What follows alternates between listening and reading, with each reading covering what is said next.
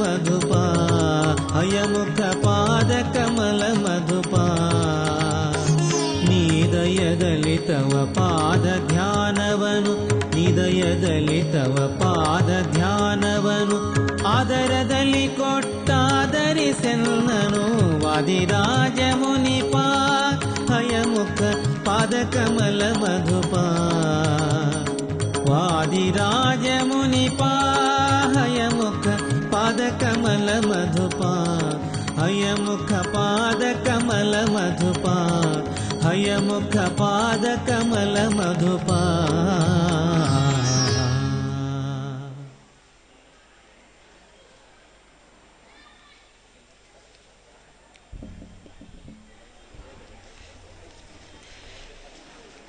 ಶ್ರೀ ಗುರುಭ್ಯೋ ನಮಃ. ಹರಿ ಓಂ. ಇಲ್ಲಿಯ ಉಡುಪಿ ಜಿಲ್ಲಾ ಯುವ ಬ್ರಾಹ್ಮಣ ಪರಿಷತ್ತು ಅದು ರಜತ ಮಹೋತ್ಸವದ ಸಂಭ್ರಮದಲ್ಲಿ ಇದೆ.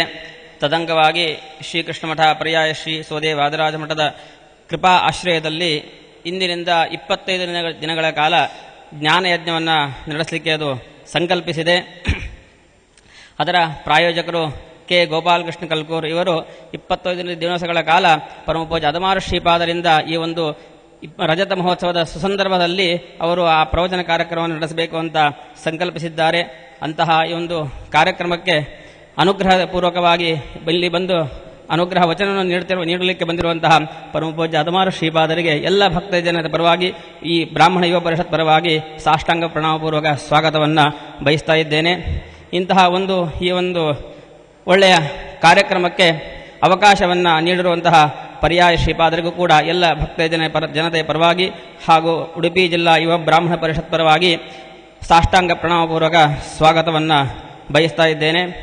ಈ ಉಡುಪಿ ಯುವ ಜಿಲ್ಲಾ ಪರಿಷತ್ ಬ್ರಾಹ್ಮಣ ಪರಿಷತ್ ಏನುಂಟೋ ಇದರ ರಜತ ಮಹೋತ್ಸವದ ಸಮಿತಿಯ ಕಾರ್ಯಾಧ್ಯಕ್ಷರಾಗಿರ್ತಕ್ಕಂತಹ ಶ್ರೀಯುತ ಗೋಪಾಲಕೃಷ್ಣ ಕಲ್ಕೂರಿಯವರು ಅದಮಾರು ಶ್ರೀಪಾದರಿಗೆ ಫಲ ಸಮರ್ಪಣೆ ಮಾಡಿ ಗೌರವವನ್ನು ಸೂಚಿಸಬೇಕು ಅಂತ ಕೇಳಿಕೊಳ್ಳುತ್ತೇನೆ.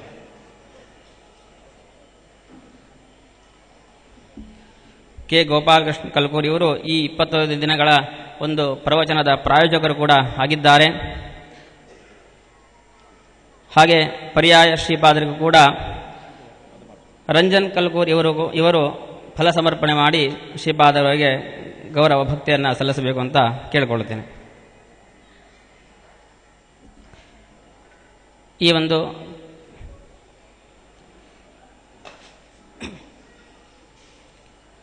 ಪರ್ಯಾಯ ಶ್ರೀಪಾದರಿಗೆ ನಿರಂಜನ್ ಕಲ್ಕೂರಿಯವರು ಭಕ್ತಿ ಪ್ರಣಾಮಗಳನ್ನು ಸಲ್ಲಿಸ್ತಾ ಇದ್ದಾರೆ. ಈ ಒಂದು ಕಾರ್ಯಕ್ರಮಕ್ಕೆ ಆಗಮಿಸಿರುವಂತಹ ಎಲ್ಲ ಭಕ್ತ ಜನತೆಗೂ ಕೂಡ ಶ್ರೀಮಠದ ಪರವಾಗಿ ಹಾಗೂ ಈ ಪರಿಷತ್ ಪರವಾಗಿ ಸ್ವಾಗತವನ್ನು ಬಯಸ್ತಾ ಅದಮಾರು ಶ್ರೀಪಾದರಲ್ಲಿ ಹಾಗೂ ಪರ್ಯಾಯ ಶ್ರೀಪಾದರಲ್ಲಿ ಪ್ರಾರ್ಥನೆ ಮಾಡ್ತೇನೆ. ಈ ಒಂದು 25 ದಿನಗಳ ಕಾಲ ಪ್ರವಚನ ಮಾಲಿಕೆಯ ಒಂದು ಜ್ಞಾನಸತ್ರವನ್ನು ದೀಪ ಬೆಳಗಿಸುವುದರ ಮೂಲಕ ಉದ್ಘಾಟನೆ ಮಾಡಬೇಕು ಅಂತ ಕೇಳಿಕೊಳ್ಳುತ್ತೇನೆ. ಈ ವೇದಿಕೆ ಮೇಲೆ ರಂಜನ್ ಕಲ್ಕೂರ್ ಹಾಗೂ ವಿಜಯ್ ರಾಘವ್, ಗೌರವಾಧ್ಯಕ್ಷರಾಗಿರತಕ್ಕಂಥ ಗೋವಿಂದರಾವ್, ಪ್ರಧಾನ ಕಾರ್ಯದರ್ಶಿಗಳ ಸುರೇಶ ಬಾಬು ಇವರು ವೇದಿಕೆಗೆ ಬರಬೇಕು ಅಂತ ಕೇಳಿಕೊಳ್ಳುತ್ತೇನೆ.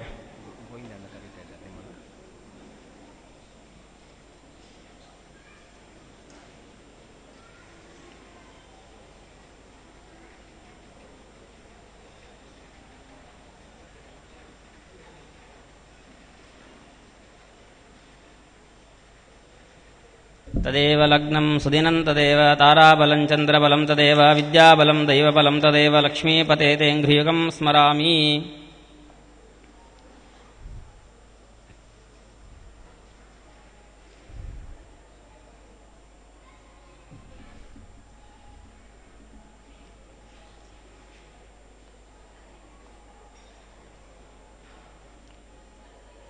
ಓಂ ಅಗ್ನಿನಾಗ್ನಿಃ ಸಮಿಧ್ಯತೆ ಕವಿರ್ಗ್ರಹಪತಿರ್ಯುವಾ ಹವ್ಯವಾಡ್ಜುಹ್ವಾಸ್ಯಃ. ದೀಪ ಬೆಳಗಿಸುವುದರ ಮೂಲಕ ಈ ಕಾರ್ಯಕ್ರಮವನ್ನು ಉದ್ಘಾಟನೆ ಮಾಡಿರುವಂತಹ ಉಭಯ ಶ್ರೀಪಾದರಿಗೂ ಕೂಡ ಎಲ್ಲ ಭಕ್ತ ಜನತೆಯ ಪರವಾಗಿ ಒಂದು ಧನ್ಯವಾದಗಳನ್ನು ಹೇಳುತ್ತಾ, ಸಾಷ್ಟಾಂಗ ಪ್ರಣಾಮಪೂರ್ವಕ ಧನ್ಯವಾದಗಳನ್ನು ಹೇಳುತ್ತಾ, ಇನ್ನು ಮುಂದೆ ಶ್ರೋತೃ ವೃಂದದಲ್ಲಿ ಒಂದು ವಿನಂತಿ. ಇನ್ನೇ ಮುಂದೆ ನೃತ್ಯ ಕಾರ್ಯಕ್ರಮ ಎಲ್ಲ ನಡೀಲಿಕ್ಕಿದೆ. ಎಲ್ಲ ಬೇರೆ ಬೇರೆ ಕಲಾವಿದರು ಕೂಡ ಬಂದಿದ್ದಾರೆ. ಅವರಲ್ಲಿ ಒಂದು ಪ್ರಾರ್ಥನೆ ಅಂತ ಹೇಳಿದರೆ, ಈ ಪ್ರವಚನದ ಸಂದರ್ಭದಲ್ಲಿ ಮಾತನಾಡಿ ಈ ಒಂದು ಪ್ರವಚನಕ್ಕೆ ಅಡ್ಡಿಯನ್ನು ಉಂಟು ಮಾಡಬಾರದೆಂಬುದಾಗಿ ಅವರಲ್ಲಿ ಕಳಕಳಿಯಿಂದ ಪ್ರಾರ್ಥನೆಯನ್ನು ಮಾಡ್ತಾ ಅದಮಾರು ಶ್ರೀಪಾದರಲ್ಲಿ ಪ್ರಾರ್ಥನೆ ಮಾಡ್ತೇನೆ. ನಮ್ಮಲ್ಲಿಯೂ ಕೂಡ ಜ್ಞಾನ ದೀಪವನ್ನು ಹಚ್ಚಿ ಅನುಗ್ರಹಿಸಬೇಕು ಅಂತ ಕೇಳಿಕೊಳ್ತೇನೆ.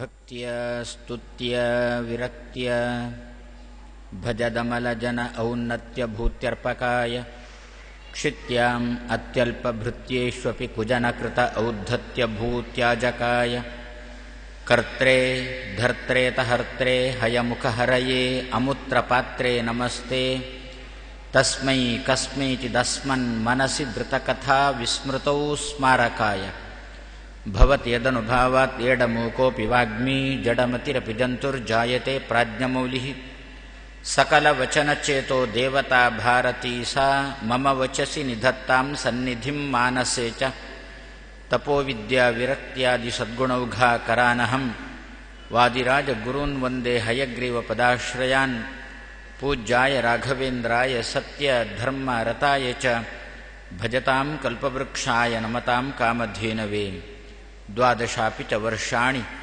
ಮಂದೋಹಂ ಯೇನ ಪಾಠಿತಃ ತಸ್ಮೈ ವಿದ್ಯಾದಿಮಾನ್ಯಾಯ ನಮಸ್ತೆ ಶಾಂತರೂಪಿಣೆ ಶ್ರೀ ಗುರುಭ್ಯೋ ನಮಃ.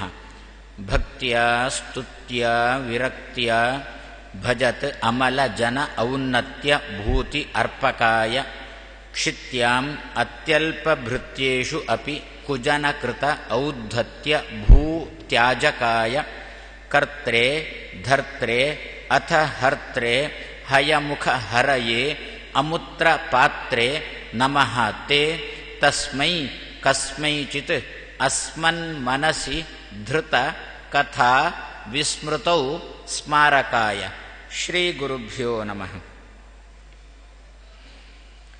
ಶ್ರೀಶಃ ತೇ ಸುಶ್ರಿಯಂ ದದ್ಯಾತ್ ಆಯುಃ ವಾಯುಸುತಪ್ರಿಯಃ ಭೂಮಿಂ ತೇ ವಾಮನಃ ದದ್ಯಾತ್ ಅರೇನ್ ಹಂತು ನೃಕೇಸರಿ. ಈ ಶ್ಲೋಕವನ್ನು ನಿನ್ನೆ ದಿವಸ ನೋಡಿದ್ದೆವು. ಶ್ರೀಶ ಕೊಡತಕ್ಕಂತಹ ಸಂಪತ್ತನ್ನು, ಹಾಗೆ ವಾಯು ಅವನ ಮಗ, ಆ ಮಗನಿಗೆ ಪ್ರಿಯನಾದವ ಮುಖ್ಯ ಪ್ರಾಣ ಆಂಜನೇಯ, ರಾಮಚಂದ್ರ, ಮೂವರಿಂದಲೂ ಕೂಡ ಆಯುಷ್ಯವನ್ನು ಪಡ್ಕೊಂಡಾಯಿತು. ಈ ಸುಶ್ರೀ ಹಾಗೆಯೇ ಆಯುಷ್ಯ ಎರಡೂ ಕೂಡ ಯಾವುದಕ್ಕೆ ಅಂತ, ಯಾರಿಗೆ ಅಂತ ಕೇಳಿದರೆ ನಮಗೆ ಅಂತೆ. ನನಗೆ ಅಂತಂದರೆ ತೋರಿಸುವುದು ಒಳಗಿರತಕ್ಕಂಥ ಜೀವನನ್ನೋ ಶರೀರವನ್ನು ಅಂತ. ಒಳಗಿರತಕ್ಕಂಥ ಜೀವನನ್ನು ತಾನೆ. ನಾನು ಅಂತಂದಾಗ ಒಳಗಿರತಕ್ಕಂಥ ಜೀವ ಅಂತಲೇ ಅರ್ಥ. ನನಗೆ ಅಂತಂದರೆ ಒಳಗಿರತಕ್ಕಂಥ ಜೀವನಿಗೆ ಅಂತ ಅರ್ಥ. ದೇಹದ ಒಳಗೆ ಇರತಕ್ಕಂತಹ ಜೀವನಿಗೆ ಒಳ್ಳೆಯ ಆಯುಷ್ಯ ಕೊಡು. ಈ ಜೀವನಿಗೆ ಒಳ್ಳೆ ರೀತಿಯಾಗಿರತಕ್ಕಂತಹ ಸಂಪತ್ತನ್ನು ಕೊಡು. ಹಾಗಾದರೆ ಇಬ್ಬರಲ್ಲಿ ಎರಡನ್ನು ಕೇಳಿದರೆ ನಂತರದಲ್ಲಿ ವಾಮನನಲ್ಲಿ ಪ್ರಾರ್ಥನೆ ಮಾಡುವುದು ಭೂಮಿಂತೆ ವಾಮನೋ ದದ್ಯಾತು. ವಾಮನ ರೂಪಿ ಭಗವಂತ ಭೂಮಿಯನ್ನು ಕೊಡಲಿ ಅಂತ ಪ್ರಾರ್ಥನೆ ಮಾಡಿದ್ದೇವೆ. ಭೂಮಿ ಅಂದರೆ ಯಾವುದು? ನಾವು ನೀವು ನೆಲೆ ಊರಲಿಕ್ಕೆ, ನೀವು ಕೂತ್ಕೊಳ್ಳಿಕ್ಕೆ ಬೇಕಾಗಿರತಕ್ಕಂಥ ಭೂಮಿ ಅಂತ ಒಂದು ಅರ್ಥದಲ್ಲಿ ಇರಬಹುದು. ಆದರೆ ಇದರ ಆಂತರ್ಯ ಏನು ಅಂತಂದರೆ ವಾಮನ ರೂಪಿ ಭಗವಂತ ಕೊಡತಕ್ಕಂಥ ಭೂಮಿ ಅಂತಂದರೆ ಈ ದೇಹ. ವಾಮನಃ ಭೂಮಿಂ ದದ್ಯಾತ್. ವಾಮನ ರೂಪಿ ಭಗವಂತ ದೇಹವನ್ನು ಕೊಡಲಿ ಅಂತ. ಭೂಮಿ ಶಬ್ದಕ್ಕೆ ಪಂಚಭೌತಿಕ ದೇಹ ತಾನೇ ಇದು.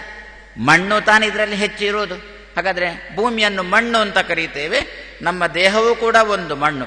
ಆಯುಷ್ಯವನ್ನು ಕೇಳಿದ್ದು ಯಾವುದಕ್ಕೆ? ಒಳಗಿರತಕ್ಕಂಥ ಜೀವನಿಗೆ ಆಯುಷ್ಯ ಬೇಕಿಲ್ಲ. ಯಾಕೆ ಗೊತ್ತಾ? ಅವ ಸಾಯುವುದೇ ಇಲ್ಲ. ಜೀವನಿಗೆ ಹುಟ್ಟೂ ಇಲ್ಲ, ಒಳಗಿರತಕ್ಕಂಥ ಜೀವನಿಗೆ ಸಾವೂ ಇಲ್ಲ. ಹಾಗಾದರೆ ಮತ್ತೆ ಹುಟ್ಟಿದ್ದು ಸತ್ತದ್ದು ಯಾವುದು? ಈ ದೇಹ. ಹಾಗಾದರೆ ಆಯುಷ್ಯ ಯಾವುದಕ್ಕೆ? ಈ ದೇಹಕ್ಕೆ. ಹಾಗಾದರೆ ವಾಮನನು ಭೂಮಿಯನ್ನು ಕೊಡಲಿ ಶಬ್ದದ ಅರ್ಥ ಒಳ್ಳೆಯ ದೇಹವನ್ನು ಕೊಡ್ಲಿ ಅಂತ ಅರ್ಥ. ಅದು ವಾಮನನ ಹತ್ರನೇ ಕೇಳಬೇಕು. ದೇಹ ಒಳ್ಳೆಯದು ಅಂತಾಗುವುದು ಯಾವಾಗ? ಈ ದೇಹದಿಂದ, ಈ ಬಾಯಿಯಿಂದ ಏನಾದರೂ ದೇವರ ಬಗ್ಗೆ ಒಳ್ಳೆಯ ಮಾತು ಬಂದಾಗ ಇದು ಭೂಮಿ ಒಳ್ಳೆಯದು ಅಂತಾಗುತ್ತೆ. ಅದು ಯಾರ ಕೆಲಸ ಹಾಗೆ ಕೊಡಿಸುವುದು? ವಾಮನ ರೂಪಿ ಭಗವಂತನ ಕೆಲಸ. ಆದ್ರೆ ಅವನ ಹೆಸರೇ ವಾಮನ ಅಂತ. ವಾಮನನಲ್ಲಿ ಬೇಡಬೇಕೇನು? ನನಗೊಂಚೂರು ಎಲ್ಲಿಯಾದ್ರೂ ಒಂದು 2-3 ಸೆನ್ಸ್ 2-3 ಎಕರೆ ಜಾಗ ಎಲ್ಲಿಯಾದ್ರೂ ಕೊಡಿಸಿಕೊಡು ಮಹಾರಾಯ ಅಂತ ವಾಮನನ ಹತ್ರ ಕೇಳೋದಲ್ಲ. ವಾಮನೋ, ಹಿರಿಯರು ವಾಮನನಲ್ಲಿ ಪ್ರಾರ್ಥನೆ ಕೇಳಿಕೊಂಡ್ರು. ವಾಮನಃ ಬುದ್ಧಿದಾತ. ವಾಮನನಲ್ಲಿ ಬೇಡಬೇಕಾದ್ದು ನಾವು ನೀವು ಬುದ್ಧಿಯನ್ನು ಸ್ವಲ್ಪ ಒಳ್ಳೆ ಬುದ್ಧಿ ಕೊಡಪ್ಪ ಅಂತ ವಾಮನನಲ್ಲಿ ಬೇಡಬೇಕಂತೆ. ಆ ಬುದ್ಧಿ, ಹಾಗಾದ್ರೆ ಅವನ ಹೆಸರೇ ಆದ್ರಿಂದಲೇ ವಾಮನ. ಏನರ್ಥ ವಾಮನ ಅಂದ್ರೆ? ಒಂದು ಚಂದದ ಮಾಣಿ ಅಂತ ಅರ್ಥ ವಾಮನ ಅಂದ್ರೆ. ವಾಮ ಶಬ್ದಕ್ಕೆ ಚಂದ ಅಂತ ಅರ್ಥ. ಇನ್ನೊಂದುಂಟು ವಾಮ ಮಾರ್ಗ, ಅಡ್ಡ ಮಾರ್ಗ ಅಂತ ಅರ್ಥ. ಅದಲ್ಲಿ ಅಲ್ಲಿ ವಾಮಾಚಾರ. ನಮಗೆ ವಾಮ ಮಾರ್ಗ ಅಂತ ಗೊತ್ತಿಲ್ಲದ್ರು ವಾಮಾಚಾರದಲ್ಲಿ ನಾವೆಲ್ಲ ಬಹಳ ಪ್ರಸಿದ್ಧ. ಏನರ್ಥ ವಾಮಾಚಾರ ಅಂದ್ರೆ? ಅಡ್ಡ ಆಚಾರ ಅಂತ ಅರ್ಥ. ಮತ್ತೇನು? ಸರಿಯಾದ ಆಚಾರ ಅಲ್ಲ, ಅಡ್ಡ ಆಚಾರಕ್ಕೆ. ಹಾಗಾದ್ರೆ ವಾಮ ಅಂದ್ರೆ ಅಡ್ಡ ಅಂತ ಒಂದು ಅರ್ಥ ಉಂಟು, ಕೆಟ್ಟದ್ದು ಅಂತ ಒಂದು ಅರ್ಥ ಉಂಟು. ಅದೇ ರೀತಿಯಲ್ಲಿ ವಾಮ ಎನ್ನತಕ್ಕಂಥ ಶಬ್ದಕ್ಕೆ ಒಳ್ಳೆದು ಅಂತಲೂ ಅರ್ಥ ಉಂಟು.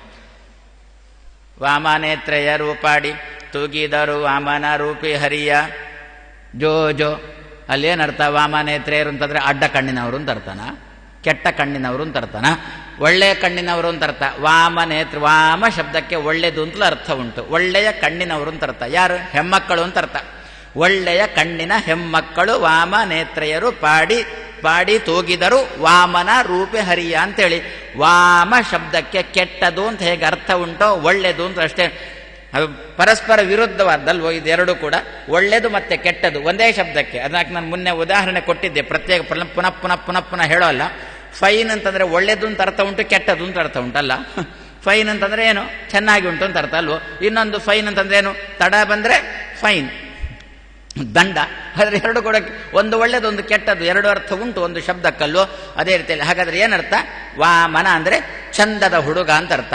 ವಾಮನ ಅಂತಂದ್ರೆ ವಮತಿ ಇತಿ ವಾಮನ ಅಂತಂದ್ರು. ವಾಂತಿ ಮಾಡ್ತಾನೆ ಅಂತ, ಆದ್ರಿಂದ ಅವನಿಗೆ ವಾಮನ ಅಂತ ಹೆಸರು. ಯಾರು ವಾಂತಿ ಮಾಡ್ತಾರೋ ಅವರು ವಾಮನ ಅಂತ ಕರೆದ್ರು. ವಮತಿ ಅಂದ್ರೆ ವಮನ, ವಮನ ಅಂದ್ರೆ ವಾಂತಿ ಮಾಡೋನು ವಾಮನ ಅಂತ ಕರೆದ್ರು. ಏನು ವಾಂತಿ ಮಾಡ್ತಾನೆ?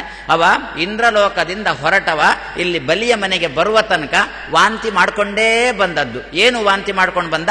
ಮಂತ್ರಗಳನ್ನು. ವಮತಿ ಬಾಯಿಯಿಂದ ಉದುರ್ತಾನೆ ಇದೆ, ಮಂತ್ರಗಳು ಉದುರ್ತಾನೆ ಇದೆ. ಆದ್ರಿಂದ ಅವನಿಗೆ ವಾಮನ ಅಂತ ಹೆಸರು ಶಾಸ್ತ್ರಕಾರರು ಕೊಟ್ಟರು. ಆದ್ರೆ ಅದೇ ವಾಮ ಅಂದ್ರೆ ಚಂದ ಅಂತ ಹೇಳಿದೆ ಅಲ್ವ ನಾನು? ಯಾಕೆ ಗೊತ್ತಾ ಚಂದಕ್ಕೆ ವಾಮ ಅಂತ ಹೆಸರು? ನಾವು ಹೋಗ್ತಾ ಇರ್ತೇವೆ ಅಂತ ಇಟ್ಟುಕೊಳ್ಳಿ, ಒಂದು ಚಂದದ ದೃಶ್ಯ ಏನೋ ಕಂಡಿತು, ಅಲ್ಲೇ ನಮ್ಮ ಗತಿ ನಿಂತು ಹೋಯ್ತಲ್ಲ. ಯಾವುದು ನಮ್ಮ ಗತಿಯನ್ನು ನಿಲ್ಲಿಸುತ್ತೋ ಅದಕ್ಕೆ ಚಂದ ಅಂತ ಹೆಸರು. ಹೋಗ್ತಾ ಇದ್ದೇವೆ, ಒಳ್ಳೆ ಇಂಪಾದ ಹಾಡು ಕೇಳಲಿಕ್ಕೆ ಶುರುವಾಯಿತು ಅಂತ ಇಟ್ಟುಕೊಳ್ಳೋಣ, ಅಲ್ಲೇ ನಿಲ್ತೇವಲ್ಲ. ಹಾಗಾದರೆ ಯಾವುದು ನಮ್ಮ ಗತಿಯನ್ನು ನಿಲ್ಲಿಸಿದ್ದು? ಇಂಪಾದ ಹಾಡು, ಚಂದದ ಹಾಡು ಅಲ್ವೋ? ಆದ್ರಿಂದ ಚಂದ ಎನ್ನುವುದನ್ನು ಸಂಸ್ಕೃತದಲ್ಲಿ ವಾಮ ಎನ್ನುವ ಶಬ್ದದಿಂದ ಕರೆದ್ರು. ಯಾವುದು ನಮ್ಮ ಗಮನವನ್ನು ನಿಲ್ಲಿಸುತ್ತೋ, ಒಳ್ಳೆ ಅದೇ ಚಂದದ ಒಂದು ಹೆಣ್ಮಗಳು ಬರ್ತಾ ಇದ್ದಾಳೆ ಅಂತಂದ್ರೆ ಆಚೆ ಹೋಗೋರು ಥಟ್ಟನೆ ನಿಂತು ಬಿಡುತ್ತಾರೆ. ಹಾಗೆ ಗತಿಯನ್ನು ನಿಲ್ಲಿಸಿತಲ್ಲ, ಆದ್ರಿಂದ ಅದಕ್ಕೆ ವಾಮ ಶಬ್ದಕ್ಕೆ ಚಂದ ಎನ್ನತಕ್ಕಂಥ ಹೆಸರನ್ನು ಶಾಸ್ತ್ರಕಾರರು ಕೊಟ್ಟರು. ಹಾಗಾದ್ರೆ ವಾಮನ ಏನು ಕೊಡಬೇಕು? ಭೂಮಿಯನ್ನು ಕೊಡಬೇಕು. ಏನು ಕೊಡಬೇಕು? ಒಳ್ಳೆಯ ದೇಹ, ಚಂದದ ದೇಹವನ್ನು ಕೊಡಬೇಕು. ದೇಹ ಚಂದ ಆಗುವುದು ಯಾವಾಗ? ದೇಹ ಬಾಯಿಯಿಂದ ಒಳ್ಳೆಯ ಮಾತುಗಳು ಬಂದಾಗ ದೇಹ ಚಂದ ಆಗುವುದು. ಹಾಗಾದ್ರೆ ಒಳ್ಳೆಯ ಮಾತನ್ನು ಉದುರಿಸತಕ್ಕಂತಹ ಬಾಯಿಯನ್ನು, ಬಾಯಿ ಉಳ್ಳ ದೇಹವನ್ನು ವಾಮನ ರೂಪಿ ಭಗವಂತ ಕೊಡ್ಲಿ ಎನ್ನುವ ಧಾಟಿಯಿಂದ ಭೂಮಿಂತೆ ವಾಮನೋ ದದ್ಯಾತ್. ಯಾಕೆ ಗೊತ್ತಾ? ಎಲ್ಲ ಬಾಯಿಂದ ಎಲ್ಲ ಮಾತುಗಳು ದೇವರಿಗೆ ಸಂಬಂಧಪಟ್ಟ ಎತ್ತರದ ಮಾತುಗಳು ಎಲ್ಲ ಬಾಯಿಂದ ಬರಲಿಕ್ಕೆ ಸಾಧ್ಯ ಇಲ್ಲ, ಎಲ್ಲರ ಬಾಯಿಂದ ಬರಲೂಬಾರದು ಅಂತಂದ್ರು ಶಾಸ್ತ್ರಕಾರರು. ಧೃತರಾಷ್ಟ್ರನಿಗೆ ವಿದುರ ಉಪದೇಶ ಮಾಡಿದ ಮಾಡಿದ ಮಾಡಿದ ಮಾಡಿದ ಏನಾಯಿತು? ಉಪದೇಶ ಖಾಲಿಯಾಯಿತು. ಧೃತರಾಷ್ಟ್ರ ಉಳಿದಿದ್ದಾನೆ, ಇನ್ನು ಅವ ಖಾಲಿಯಾಗಿಲ್ಲ, ಉಪದೇಶ ಖಾಲಿಯಾಗಿ. ಧೃತರಾಷ್ಟ್ರ ಇನ್ನೂ ಹೇಳು ಇನ್ನೂ ಹೇಳು ಇನ್ನೂ ಹೇಳು, ಬೆಳಗಾಗಿಲ್ಲ ಬೆಳಗಾಗಿಲ್ಲ, ಇನ್ನೂ ಹೇಳು ಇನ್ನೂ ಹೇಳು ಇನ್ನೂ ಹೇಳು ಅಂದ. ವಿದುರ ಅಂದ, ಏನಿನ್ನು ಹೇಳೋದು, ನನಗೆ ಎಷ್ಟು ಹೇಳಲಿಕ್ಕೆ ಸಾಧ್ಯ ಉಂಟು ಅಷ್ಟು ಹೇಳಿ ಆಯಿತು, ಆದರೂ ನೀನು ತಿದ್ದುಕೊಳ್ಳಿಲ್ಲ ಅಂದರೆ ಈ ಜನ್ಮದಲ್ಲಿ ಆಗುವುದಿಲ್ಲ. ಹಾಗಾದರೆ ಇಷ್ಟೇನ ಇರೋದು ಉಪದೇಶ, ಇನ್ನು ಉಪದೇಶ ಅಂತ ಇಲ್ವಾ ಅಂತ ಧೃತರಾಷ್ಟ್ರ ಕೇಳಿದ್ದಕ್ಕೆ ವಿದುರ ಕೊಟ್ಟ ಉತ್ತರ, ಉಪದೇಶ ಉಂಟು, ಹೇಳಲಿಕ್ಕೆ ಬೇಕಾದ ಅಧಿಕಾರ ಎನಗಿಲ್ಲ ಅಂದ. ಯದ್ಯಪಿ ಉಪದೇಶದ ಮಾತು ಇನ್ನು ತುಂಬ ಉಂಟು, ಬಹಳ ಎತ್ತರದ ವೈದಿಕ ಉಪದೇಶಗಳು ಬಹಳ ಉಂಟು, ವೇದದಲ್ಲಿ ಉಪದೇಶದ ಮಾತುಗಳು ತುಂಬ ಉಂಟು. ಧೃತರಾಷ್ಟ್ರ ಅಂದ, ಹೇಳು ಹಾಗಾದ್ರೆ ಅಂದ ವಿದುರನ ಹತ್ರ. ವಿದುರ ಅಂದ, ನನಗೆ ಅಧಿಕಾರ ಇಲ್ಲ, ವೇದದಲ್ಲಿ ಉಂಟು, ಹೇಳುವ ಅಧಿಕಾರ ನನಗಿಲ್ಲ ಅಂದ. ಹಾಗಾದ್ರೆ ಏನರ್ಥ ನೋಡಿ, ಎತ್ತರ ಮಟ್ಟದ ಉಪದೇಶ ಬರಬೇಕಾದ್ರೆ ಅದಕ್ಕೆ ಸಂಬಂಧಪಟ್ಟ ಒಂದು ದೇಹ ಬೇರೆನೇ ಉಂಟಲ್ಲ. ಎಲ್ಲರ ಬಾಯಿಂದ ವೈದಿಕ ಉಪದೇಶ, ವೈದಿಕ ಮಾತು ಎಲ್ಲರ ಬಾಯಿಂದ, ಹೆಣ್ಮಕ್ಕಳ ಬಾಯಿಂದ ವೈದಿಕ ಮಾತು ಬರುವುದಿಲ್ಲಲ್ಲ, ಬರಬಾರದು ಅಂತ ಶಾಸ್ತ್ರಕಾರರು ನಿಷೇಧ ಮಾಡಿದ್ರು.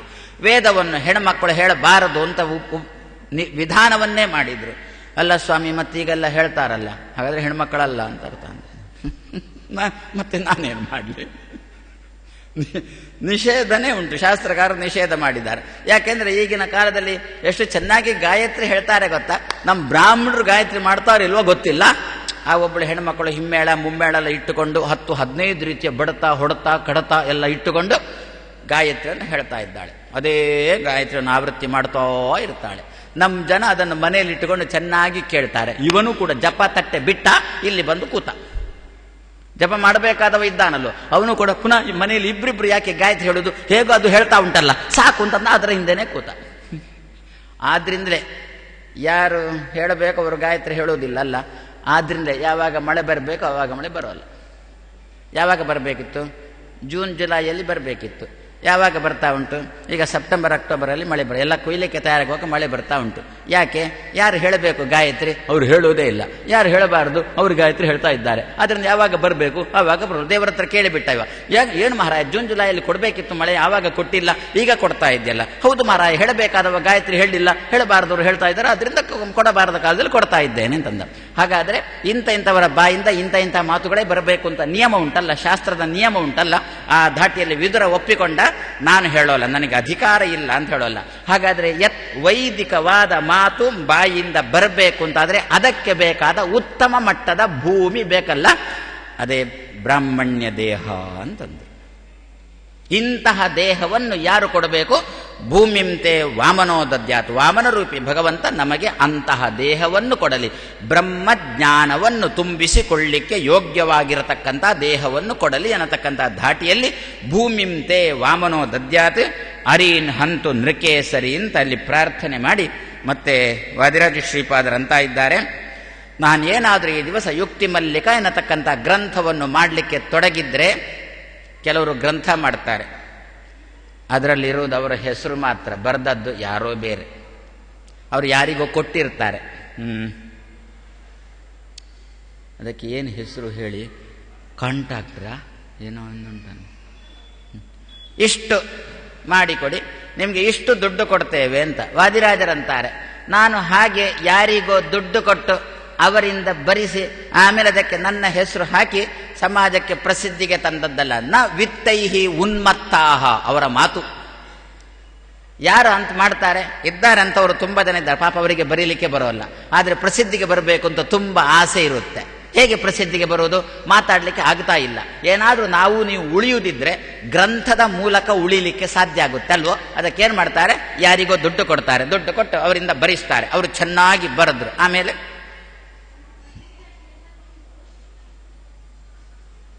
ಕೆಲವರಿದ್ದಾರ್ರಿ, ಏನು ಗ್ರಂಥ ಬರೀತಾರೆ, ಅವರೇ ಬರೀತಾರೆ. ನಿಜವಾಗಿ ಕ್ರಮ ಏನು ಅಂತಂದರೆ, ಯಾರು ಗ್ರಂಥ ಬರೀತಾರೋ, ಕನ್ನಡಕ್ಕೆ ತರ್ಜಿಮೆ ಮಾಡ್ತಾರೋ ಗ್ರಂಥವನ್ನು, ಅವರೇ ಅದಕ್ಕೆ ಮುನ್ನುಡಿ ಬರೀಬೇಕು ಅಂತ ನಿಯಮ ಅಲ್ವೋ? ಮುನ್ನುಡಿ ಅಂದರೆ ಗೊತ್ತಲ್ಲ, ಅವರೇ ಅದಕ್ಕೆ ಬರೀಬೇಕು ಅಂತ ನಿಯಮ ಅಲ್ವೋ?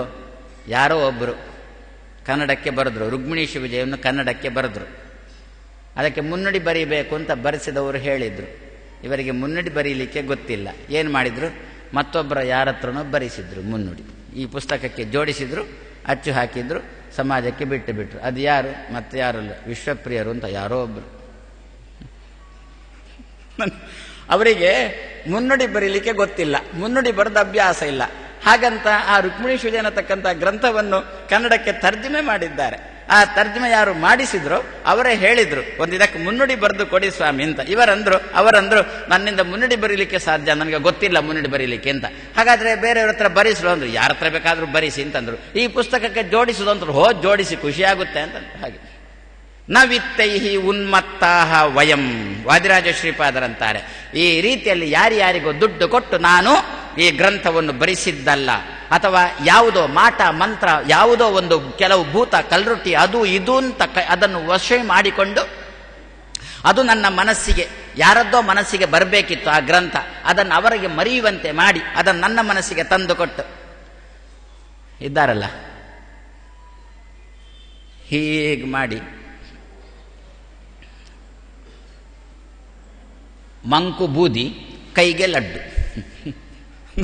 ನಮಗೆ ಬೂದಿಯೇ ಕೈಗೆ ಲಡ್ಡು ತಂದು ಕೊಡುವವರಿದ್ದಾರೆ, ಈಗಲೂ ಇದ್ದಾರೆ, ಅಂಥವರಿದ್ದಾರೆ. ಒಂದು ಮನೆಯಲ್ಲಿ ಏನು ದೇವಸ್ಥಾನದಲ್ಲಿ ಉತ್ಸವ, ಏನು ಮನೆಯಲ್ಲಿ ಕಡುಬು ಪೇರು ಇರುತ್ತಲ್ಲ ನಮ್ಮಲ್ಲಿ, ಉತ್ಸವ ಅಂತಂದ್ಮೇಲೆ ದೇವಸ್ಥಾನ ಉತ್ಸವ ಅಂತಂದ್ಮೇಲೆ ಮನೆಯಲ್ಲಿ ಏನಾದರೂ ತಿಂಡಿ ತೀರ್ಥ ವಿಶೇಷವಾಗಿ ನೆಂಟರು ಬರ್ತಾರೆ, ಮಾಡಲೇಬೇಕಲ್ಲ. ಇವನ ಮನೆಯಲ್ಲಿ ಮಾಡಿದ್ದಾನೆ, ನೆಂಟರು ಜಾಸ್ತಿ ಆಯಿತು, ಕಮ್ಮಿ ಆಯಿತು, ಇದು ಮಾಡಿದ್ದು ಕಮ್ಮಿ ಆಯಿತು. ಏನು ಮಾಡಿದ, ಹೇಗಂದ ಬಂತು ಈ ಮನೆಗೆ, ಪಕ್ಕದ ಮನೆಯದ್ದೆಲ್ಲ ಈ ಮನೆಗೆ ಅಂತ ಒಂದು ಭೂತ ಯಾವುದನ್ನು ವಾದಿರಾಜರಂತಾರೆ. ನ ಕುಹಕ ದುರ್ಮಂತ್ರ ಬಲಿನಃ, ಯಾವ ಮಾಟ ಮಂತ್ರಗಳು ನನ್ನ ಹತ್ರ ಇಲ್ಲ, ಯಾವ ಕೆಟ್ಟ ಮಂತ್ರಗಳು ನನ್ನ ಹತ್ರ ಇಲ್ಲ, ಯಾವ ದುಷ್ಟಶಕ್ತಿಯನ್ನು ನನ್ನನ್ನು ಹಿಡಿತಕ್ಕೆ ತಂದುಕೊಂಡಿಲ್ಲ. ಹಾಗಾದ್ರೆ ಮತ್ತೆ ಹೇಗೆ ಗ್ರಂಥ ಮಾಡಿದ್ದು ಅಂತಂದ್ರೆ, ಹಯಗ್ರೀವಂ ದೇವಂ ವಯಂ ಇಮಂ ಉಪಾಸ್ಯೈವ ಕೃತಿನಃ ಅಂತ ವಾದಿರಾಜರು ಅಷ್ಟು ಘಂಟಾಘೋಷವಾಗಿ ಹೇಳ್ತಾ ಇದ್ದಾರೆ. ನನ್ನ ಬಾಯಿಂದ ಇಂತಹ ಒಳ್ಳೆಯ ಮಾತು ಏನಾದರೂ ಬರಲಿಕ್ಕೆ ಕಾರಣ ಹಯಗ್ರೀವ ದೇವನ ಅನುಗ್ರಹ ಹೊರತು ಮತ್ತೆ ಇದಕ್ಕೆ ಬೇರೆ ಯಾವುದೂ ಇಲ್ಲ ಅಂತಂದ್ರು. ಪರಂ ಹಯಗ್ರೀವಂ, ಯಾರು ಕೃಪಯ ವಾದಿರಾಜ ಅಹಂ, ಬಹಳ ಧೈರ್ಯದಲ್ಲಿ ಹೇಳಿಕೊಳ್ತಾರೆ. ವಾದಿರಾಜನಾಗಿರತಕ್ಕಂಥ ನಾನು ಈ ಗ್ರಂಥವನ್ನು ಬರೀತಾ ಇದ್ದೇನೆ ಅಂತ ತನ್ನ ಗ್ರಂಥದಲ್ಲಿ ವಾದಿರಾಜರು ತನ್ನ ಹೆಸರನ್ನು ಉಲ್ಲೇಖ ಮಾಡ್ತಾರೆ. ಸಾಮಾನ್ಯವಾಗಿ ಗ್ರಂಥಕರ್ತಗಳು ಹೇಗಿರ್ತಾರೆ ಅಂದರೆ, ಎಲ್ಲೋ ಹೊರಬದಿಯಲ್ಲಿ ಏನೋ ಗ್ರಂಥ ಮಾಡಿದವ ಇಂಥವ ಅಂತಿರುತ್ತೆ, ಗ್ರಂಥದ ಶ್ಲೋಕದಲ್ಲಿ ಎಲ್ಲಿಯೂ ಕೂಡ ಹೆಸರನ್ನು ಸೇರಿಸೋಲ್ಲ, ಶ್ಲೋಕಬದ್ಧವಾಗಿ ಎಲ್ಲಿಯೂ ಮಾಡೋಲ್ಲ. ರಾಜರು ತನ್ನ ಗ್ರಂಥದ ಒಳಗೇನೆ ಗ್ರಂಥದಲ್ಲೇ ತನ್ನ ಹೆಸರನ್ನು ಸೇರಿಸಿದ್ದಾರೆ. ಅವರದ್ದು ಇದು ಅಂತಲ್ಲ, ಪ್ರತಿಯೊಂದು ಗ್ರಂಥದಲ್ಲಿಯೂ ಕೂಡ ವಾದಿರಾಜರು ಒಂದು ಮೂಲೆಯಲ್ಲಿ ತನ್ನ ಹೆಸರಲ್ಲ, ಅಥವಾ ಗ್ರಂಥದ ಹೊರಗೆ ತನ್ನ ಹೆಸರಲ್ಲ, ಗ್ರಂಥದಲ್ಲಿ ಶ್ಲೋಕಗಳನ್ನು ರಚನೆ ಮಾಡಿಕೊಂಡು ಹೋಗುವಾಗ ಅಲ್ಲೇ ವಾದಿರಾಜ ರಚಯತಿ ಅಂತಲೇ ಅವರದ್ದು. ವಾದಿರಾಜರು ಈ ಗ್ರಂಥವನ್ನು ಏನರ್ಥ, ವಾದಿರಾಜರು ಅಂತ ಅಷ್ಟು ಧೈರ್ಯದಲ್ಲಿ ಹೇಳಿಕೊಳ್ಳಿಕ್ಕೆ ಏನು ಕಾರಣ, ಇದರಲ್ಲಿ ಒಂದೇ ಒಂದು ತಪ್ಪು ಇಲ್ಲ ಅಂತ ಅವರಿಗೆ ಅಷ್ಟು ಖಾತ್ರಿ ಉಂಟು. ಕೃಪಯ ವಾದಿರಾಜ, ನಾನು ವಾದಿರಾಜನಾದದ್ದೇ ಹಯಗ್ರೀವನ ಕೃಪೆಯಿಂದ. ಏನು ವಾದಿರಾಜ ಶಬ್ದಕ್ಕೆ ಅರ್ಥ ಏನು? ಆಶ್ರಮ ಆಯಿತು, ಸನ್ಯಾಸ ಆಯಿತು, ಸನ್ಯಾಸ ಆದ ಕೂಡಲೇ ಅವರಿಗೆ ವಾದಿರಾಜ ಅಂತ ಹೆಸರಿಟ್ಟರು ಅಂತ ನಾವಂತೇವಲ್ಲೋ, ನಾಮಕರಣ ಮಾಡಿದ್ರು ಅಂತ ಅಂತೇವಲ್ಲ. ಇಟ್ಟ ಹೆಸರನ್ನು ಸಾರ್ಥಕಗೊಳಿಸಿದವರು ವಾದಿರಾಜ ಶ್ರೀಪಾದರು. ಏನು? ಮಾಯೀಭ ವೈರಿಣೆ ಮಾಧ್ವರಾದ್ಧಾಂತ ವನಚಾರಿಣೆ ವಚೋ ನಖರಿಣೆ ವಾದಿರಾಜ ಕೇಸರಿಣೆ ನಮಃ ಅಂತ ಹಿರಿಯರು ಒಂದು ಹೇಳಿದ ಮಾತು, ವಾದಿರಾಜರ ಬಗ್ಗೆ ತೆಗೆದ ಉದ್ಗಾರ. ವಾದಿರಾಜ ಕೇಸರಿಣೇ ನಮಃ ಅಂತ ಅವ್ರು ಹೇಳೋದು. ಕೇಸರಿ ಶಬ್ದಕ್ಕೆ ಸಿಂಹ ಅಂತ ಅರ್ಥ, ವಾದಿರಾಜರೆಂಬ ಸಿಂಹಕ್ಕೆ ನನ್ನ ನಮಸ್ಕಾರ ಅಂತ. ವಾದಿರಾಜ ಕೇಸರಿಣೇ ನಮಃ. ಕೇಸರ ಅಂದ್ರೆ ಗೊತ್ತಲ್ಲ, ಸಿಂಹಕ್ಕೆ ಕೇಸರಿ ಅಂತ ಹೆಸರು. ನಮಗೆ ಕೇಸರಿ ಅಂತ ಅಂದ್ಕೊಳ್ಳೆ ಪಕ್ಕ ತಲೆ ಹೋಗುವುದು ಒಂದೇ, ಏನು ಚಿನ್ನ ತೊಳಿಲಿಕ್ಕಿದ್ದದ್ದು, ಆ ಹಂದಿದ್ದಿರುತ್ತಲ್ಲ, ಅದಕ್ಕೆ ಮಾತ್ರ ನಾವು ಕೇಸರಿ ಅಂತ ಕರೀತೇವೆ. ಇನ್ನು ಸ್ವಲ್ಪ ಶ್ರೀಮಂತ ಆದ್ರೆ ಅವನಿಗೆ ಕೇಸರಿ ಅಂತಂದ್ರೆ ಈ ಪಚ್ಚಕರ್ಪೂರ ಕೇಸರಿ, ಅದರೊಟ್ಟಿಗೊಂದು ಕೇಸರಿ ಬರುತ್ತಲ್ಲ, ಅದರದ್ದೊಂದು ನೆನಪು. ಸಿಂಹಕ್ಕೆ ಕೇಸರಿ ಅಂತ ಹೆಸರು, ಯಾಕೆ? ತುಂಬ ಕೇಸರ ಉಂಟು. ಕೇಸರ ಅಂದ್ರೆ ಏನರ್ಥ? ಮುಖದ ಹತ್ತಿರ ತುಂಬ ರೋಮಗಳುಂಟು, ಆದ್ರಿಂದ ಅದಕ್ಕೆ ಕೇಸರಿ ಅಂತ ಹೆಸರು. ವಾದಿರಾಜ ಕೇಸರಿಣೇ ನಮಃ. ಕೇಸರಿ ಏನದು? ಕೇಸರಿ ರಾಜ. ಯಾವುದಕ್ಕೆ ರಾಜ? ಕಾಡಿಗೆ ರಾಜ. ಎಲ್ಲ ಸ್ವಯಮೇವ ಮೃಗೇಂದ್ರತ. ಹಿರಿಯರೊಂದು ಮಾತಂದ್ರು ನೋಡಿ, ಎಷ್ಟು ವ್ಯತ್ಯಾಸ ನಮಗೂ ಪ್ರಾಣಿಗಳಿಗೂ ಅಂತ. ನಮ್ಮನ್ನು ಯಾರಾದ್ರೊಬ್ರು ರಾಜ ಅಂತ ಮಾಡಬೇಕಲ್ಲ, ಒಂದು ಸಿಂಹಾಸನದಲ್ಲಿ ಕೂತ್ಕೊಳ್ಳಿಸಿ, ಇನ್ನು ನಮಗೆ ನೀನು ರಾಜ, ನೀನು ಆಳಬೇಕು, ನಾವು ಅಳಬೇಕು ಅಂತ ಹೀಗೆ ನಾವು ಅವನನ್ನು ಸಿಂಹಾಸನದಲ್ಲಿ ಕೂಡಿಸಿ ಅವನಿಗೆ ಅಭಿಷೇಕ ಮಾಡ್ತೇವಲ್ಲ. ಸಿಂಹಕ್ಕೆ ಯಾರು ಅಭಿಷೇಕ ಮಾಡಿದ್ದಾರೆ ಅಂತ ಕೇಳ್ತಾರೆ. ಸ್ವಯಮೇವ ಮೃಗೇಂದ್ರತ, ಅದರ ಬಲ ಇತ್ತು, ತಾನು ಸಿಂಹದ ಕಾಡಿನಲ್ಲಿ ತಾನು ರಾಜನಾದ. ಹಾಗಾದರೆ ರಾಜ ಅಂತ ಯಾರಿಗೆ ಹೆಸರು? ಸಿಂಹಕ್ಕೆ ಹೆಸರು. ಹಾಗಾದರೆ ಇವರು ಯಾರು? ವಾದಿ ರಾಜ. ನೋಡಿ, ರಾಜ ಅಂದ್ರೆ ಸಿಂಹ ಅಲ್ವೋ? ಹಾಗಾದ್ರೆ ಇವರು ಸಿಂಹ ಆದ್ರೆ ವಾದಿ ಅಂದ್ರೆ ಯಾರು? ವಾದಿ ಅಂತಂದ್ರೆ ನಮ್ಮಲ್ಲಿ ವಾದಿ ಪ್ರತಿವಾದಿಗಳು ಅಂತ ಇರ್ತಾರಲ್ಲ, ವಾದಿ ಅಂತಂದ್ರೆ ದೇವರ ಬಗ್ಗೆ ಕುಹಕವಾಗಿ ಮಾತಾಡುವವರು ವಾದಿಗಳು. ಆ ವಾದಿಗಳಿಗೆ ಇವರು ರಾಜನಂತೆ ಇದ್ದಾರೆ. ರಾಜ ಅಂದ್ರೆ ಸಿಂಹ, ವಾದಿಗಳಿಗೆ ಇವರು ಸಿಂಹದಂತೆ ಇದ್ದಾರೆ. ನೋಡಿ, ಸಿಂಹಕ್ಕೆ ಶತ್ರು ಯಾರು? ಸಿಂಹಕ್ಕೆ ಎದುರು ನಿಲ್ಲತಕ್ಕಂತಹ ಪ್ರಾಣಿ ಯಾವುದು? ಸಿಂಹ ಎಲ್ಲ ಪ್ರಾಣಿಗಳನ್ನು ಎದುರಿಗೆ ಹೋಗಿ ಕೊಲ್ಲುತ್ತೆ, ಆದರೆ ಒಂದು ಪ್ರಾಣಿಯನ್ನು ಮಾತ್ರ ಹಿಂಬದಿಯಿಂದ ಬಂದು ಕೊಲ್ಲುವುದು. ಯಾರದು? ಆನೆಯನ್ನು. ಆನೆ ಎದುರಿಗೆ ನಿಲ್ಲಕ್ಕೆ ಸಿಂಹಕ್ಕೂ ಧೈರ್ಯ ಇಲ್ಲ, ಸಾಲದು. ಅದರಿಂದ ಹಿಂದಿನ ಅಂತೂ ಗೆಲ್ಲೋದು ಸಿಂಹವೇ. ಯಾರು ಬದುಕುತ್ತಾನೋ ಅವು ಗೆಲ್ಲೋದು ಅಂತ ಅರ್ಥ ಅಲ್ವೋ? ಹಾಗಾದರೆ ವಾದಿಗಳು ಯಾರು? ವಾದಿಗಳು ಅಂತಂದ್ರೆ ಆನೆಗಳು, ರಾಜರು ಅಂತಂದ್ರೆ ಸಿಂಹ. ವಾದಿ ರಾಜ. ಮಾಯಿ ಇಭ ವೈರಿಣೆ, ಮಾಯಿಗಳು ಮಾಯಾವಾದಿಗಳೆಂಬ ದೇವರ ಬಗ್ಗೆ ಕುಹಕ ಮಾತಾಡತಕ್ಕವರೇ ಅನ್ನತಕ್ಕಂಥ ಆನೆಗಳಿಗೆ ಮಾಯಿ ಇಭ ವೈರಿಣೆ. ಒಳ್ಳೆಯ ಮಾತು. ಪ್ರಾಯಶಃ ನಮಗೆ ಜೀವನದಲ್ಲಿ ಬೇಕು. ರಾಜರು ಸ್ವಾದಿ ಹೋಗ್ತೇವೆ, ನಾವು ಹೋಗೋದಿಲ್ಲ ಅಂತೇನಿಲ್ಲ. ಕಾಯಿ ಕಟ್ಟಿಕೊಂಡು 3 ದಿವಸ ಸೇವೆ ಮಾಡುತ್ತೇವೆ. ಅಲ್ಲಿ ದೊಡ್ಡ ನಾಮಫಲಕದಲ್ಲಿ ಹಾಕಿರ್ತಾರೆ, ಸೇವೆ ಮಾಡುವ ಕ್ರಮ ಹಾಕಿರ್ತಾರೆ. ಅದನ್ನೆಲ್ಲ ನಾವು ನೋಡುವಷ್ಟು ನಮಗೆ ತಾಳ್ಮೆ ಇಲ್ಲ, ಪುರುಸೊತ್ತು ಇಲ್ಲ. ಮತ್ತೆ ಎಲ್ಲಿ ಕಾಯಿ ಸಿಗುತ್ತೆ, ಎಲ್ಲಿ ಕೊಳ ಉಂಟು ಅಂತ ಅಷ್ಟೇ. ಸರಿ, ಕಾಯಿ ಸಿಕ್ಕಿತು, ಕಟ್ಟಿಕೊಂಡೆವು, ಕೊಳದಲ್ಲಿ ಮುಳುಗಿದೆವು. ಮುಳುಗಿದ ಮೇಲೆ ಒಂದು ಮೈಯೊರೆಸಿಕೊಳ್ಬೇಕೋ ಬೇಡವೋ? ನಮಗೊಂದು ಭಯ. ಮೈಯೊರೆಸಿಕೊಂಡ್ರೆ ಎಲ್ಲಿ ಪುಣ್ಯ ಹೋಗುತ್ತೋ ಅಂತ ಭಯ ನಮಗೆ. ಅದರಿಂದ ಏನು ಮಾಡ್ತೇವೆ? ಹಾಗೆ ತಲೆ ಕೂದಲು ಬಿಚ್ಚಿಕೊಂಡು, ಪ್ರಾಯಶಃ ಕೆಲವರು ಹಾಗೆ ಉಂಟು ಕಾಣುತ್ತೆ, ಕಟ್ಟಿದ್ರೆ ಎಲ್ಲಿ ದೊಡ್ಡರೆ ಆಗುತ್ತೋ ಏನೋ ಅಂತ ಹಾಗೆ ಮುಳುಗಿದ್ರು. ಬಟ್ಟೆ ಬದಲಿಸುವುದಿಲ್ಲ, ಬಟ್ಟೆ ಹಿಂಡುವುದಿಲ್ಲ, ಮೈ ಒರೆಸುವುದಿಲ್ಲ, ತಲೆ ನೀರು ಬೀಳ್ತಾನೆ ಇರುತ್ತೆ, ತಲೆ ಕಟ್ಟಿಕೊಳ್ಳುವುದಿಲ್ಲ. ಹಾಗೆ ಎಷ್ಟು 7, 3, 5, ಜೋರು ಚಳಿ ಆದರೆ 3 ಪ್ರದಕ್ಷಿಣೆ ಬಂದು ಅಲ್ಲಿ ಸ್ಪಷ್ಟವಾಗಿ ನಾಮಫಲಕದಲ್ಲಿ ಹಾಕಿರ್ತಾರೆ, ಬಟ್ಟೆ ಬದಲಿಸು, ಬಟ್ಟೆಯನ್ನು ಹಿಂಡು, ಮೈಯಿದ್ದು ತಲೆದ್ದು ಕೂದಲಿನ ನೀರು ಇಳಿಯದಂತೆ ನೋಡಿಕೊ ಅಂತ ಹಾಕಿದ್ರು ಕೂಡ ನಮಗೆ ಅದರ ಗೊಡವೇನೇ ಇಲ್ಲ. ಅದು ಯಾವಾಗ ಗೊತ್ತಾ ಹಾಗೆ ಹೋಗೋದು? ಪೂರ್ತಿ ಏನು ಮೈ ಏನು ಒರೆಸಿಕೊಳ್ಳದೆ ತಲೆಯೆಲ್ಲ ಪೂರ್ತಿ ಬಿಚ್ಚಿಕೊಂಡು ಹೋಗತಕ್ಕಂಥ ಕಾಲ ಯಾವಾಗ? ಅದು ಯಾವಾಗ ಅಂತ ವಿಮರ್ಶೆ ಮಾಡೋಲ್ಲ. ಹಾಗೆ ವಾದಿರಾಜರಿಗೆ ಪ್ರದಕ್ಷಿಣೆ ಬರ್ತಾರೆ. ಶಾಸ್ತ್ರ ಅಲ್ಲಿ ಹಾಕಿದ್ದಾರೆ, ಎಲ್ಲ ಮೈ ಒರೆಸಿಕೊ. ವಾದಿರಾಜರು ಇದ್ದಾರೆ ಅಲ್ಲಿ, ಇವನಿಗೆ ಭಯ. ನಾನು ಮೈ ಒರೆಸಿಕೊಂಡು ತಲೆ ಕಟ್ಟಿಕೊಳ್ಳುವಷ್ಟು ವಾದಿರಾಜರು ಹೋಗಿ ಬಿಡ್ತಾರೋ ಅಂತ ಇವನಿಗೆ ಭಯವೋ ಏನು. ಅದಕ್ಕಂದ್ರು ರಾಜರಾಜ ನಮಗಾಗಿ ಅಲ್ಲೇ ಕೂತಿದ್ದಾರೆ. ಹಾಗಾದ್ರೆ ಏನು? ವಾದಿರಾಜರಿಗೆ ನಾವು ಸೇವೆ ಮಾಡುವಾಗ, ಪ್ರದಕ್ಷಿಣೆ ಬರುವಾಗ ಏನು ಅಂತ ಚಿಂತನೆ ಮಾಡಬೇಕು ಅಂತಂದ್ರೆ, ಯಾವುದೋ ಒಂದು ಫಲದ ಆಸೆಯಿಂದ ಹೋಗಿದ್ದು ತಾನೆ, ಸಿಗತಕ್ಕಂಥ ಫಲಕ್ಕೆ ಯಾರೋ ಅಡ್ಡಿ ಮಾಡ್ತಾ ಇದ್ದಾರೆ ತಾನೆ, ಅಡ್ಡಿ ನಿವಾರಣೆ ಆಗಬೇಕು ಅಂತ ನಮ್ಮ ಅಪೇಕ್ಷೆ ತಾನೆ. ಮಾಯಿ ಇಭ ವೈರಿಣೆ, ಮಾಯಿಗಳೆಂಬ ಆನೆಗಳಿಗೆ ವೈರಿಯಂತೆ ಇರುವ ಮಾಯಿ ಇಭ ವೈರಿಣೆ, ಮಾಯೀಭ ವೈರಿಣೆ.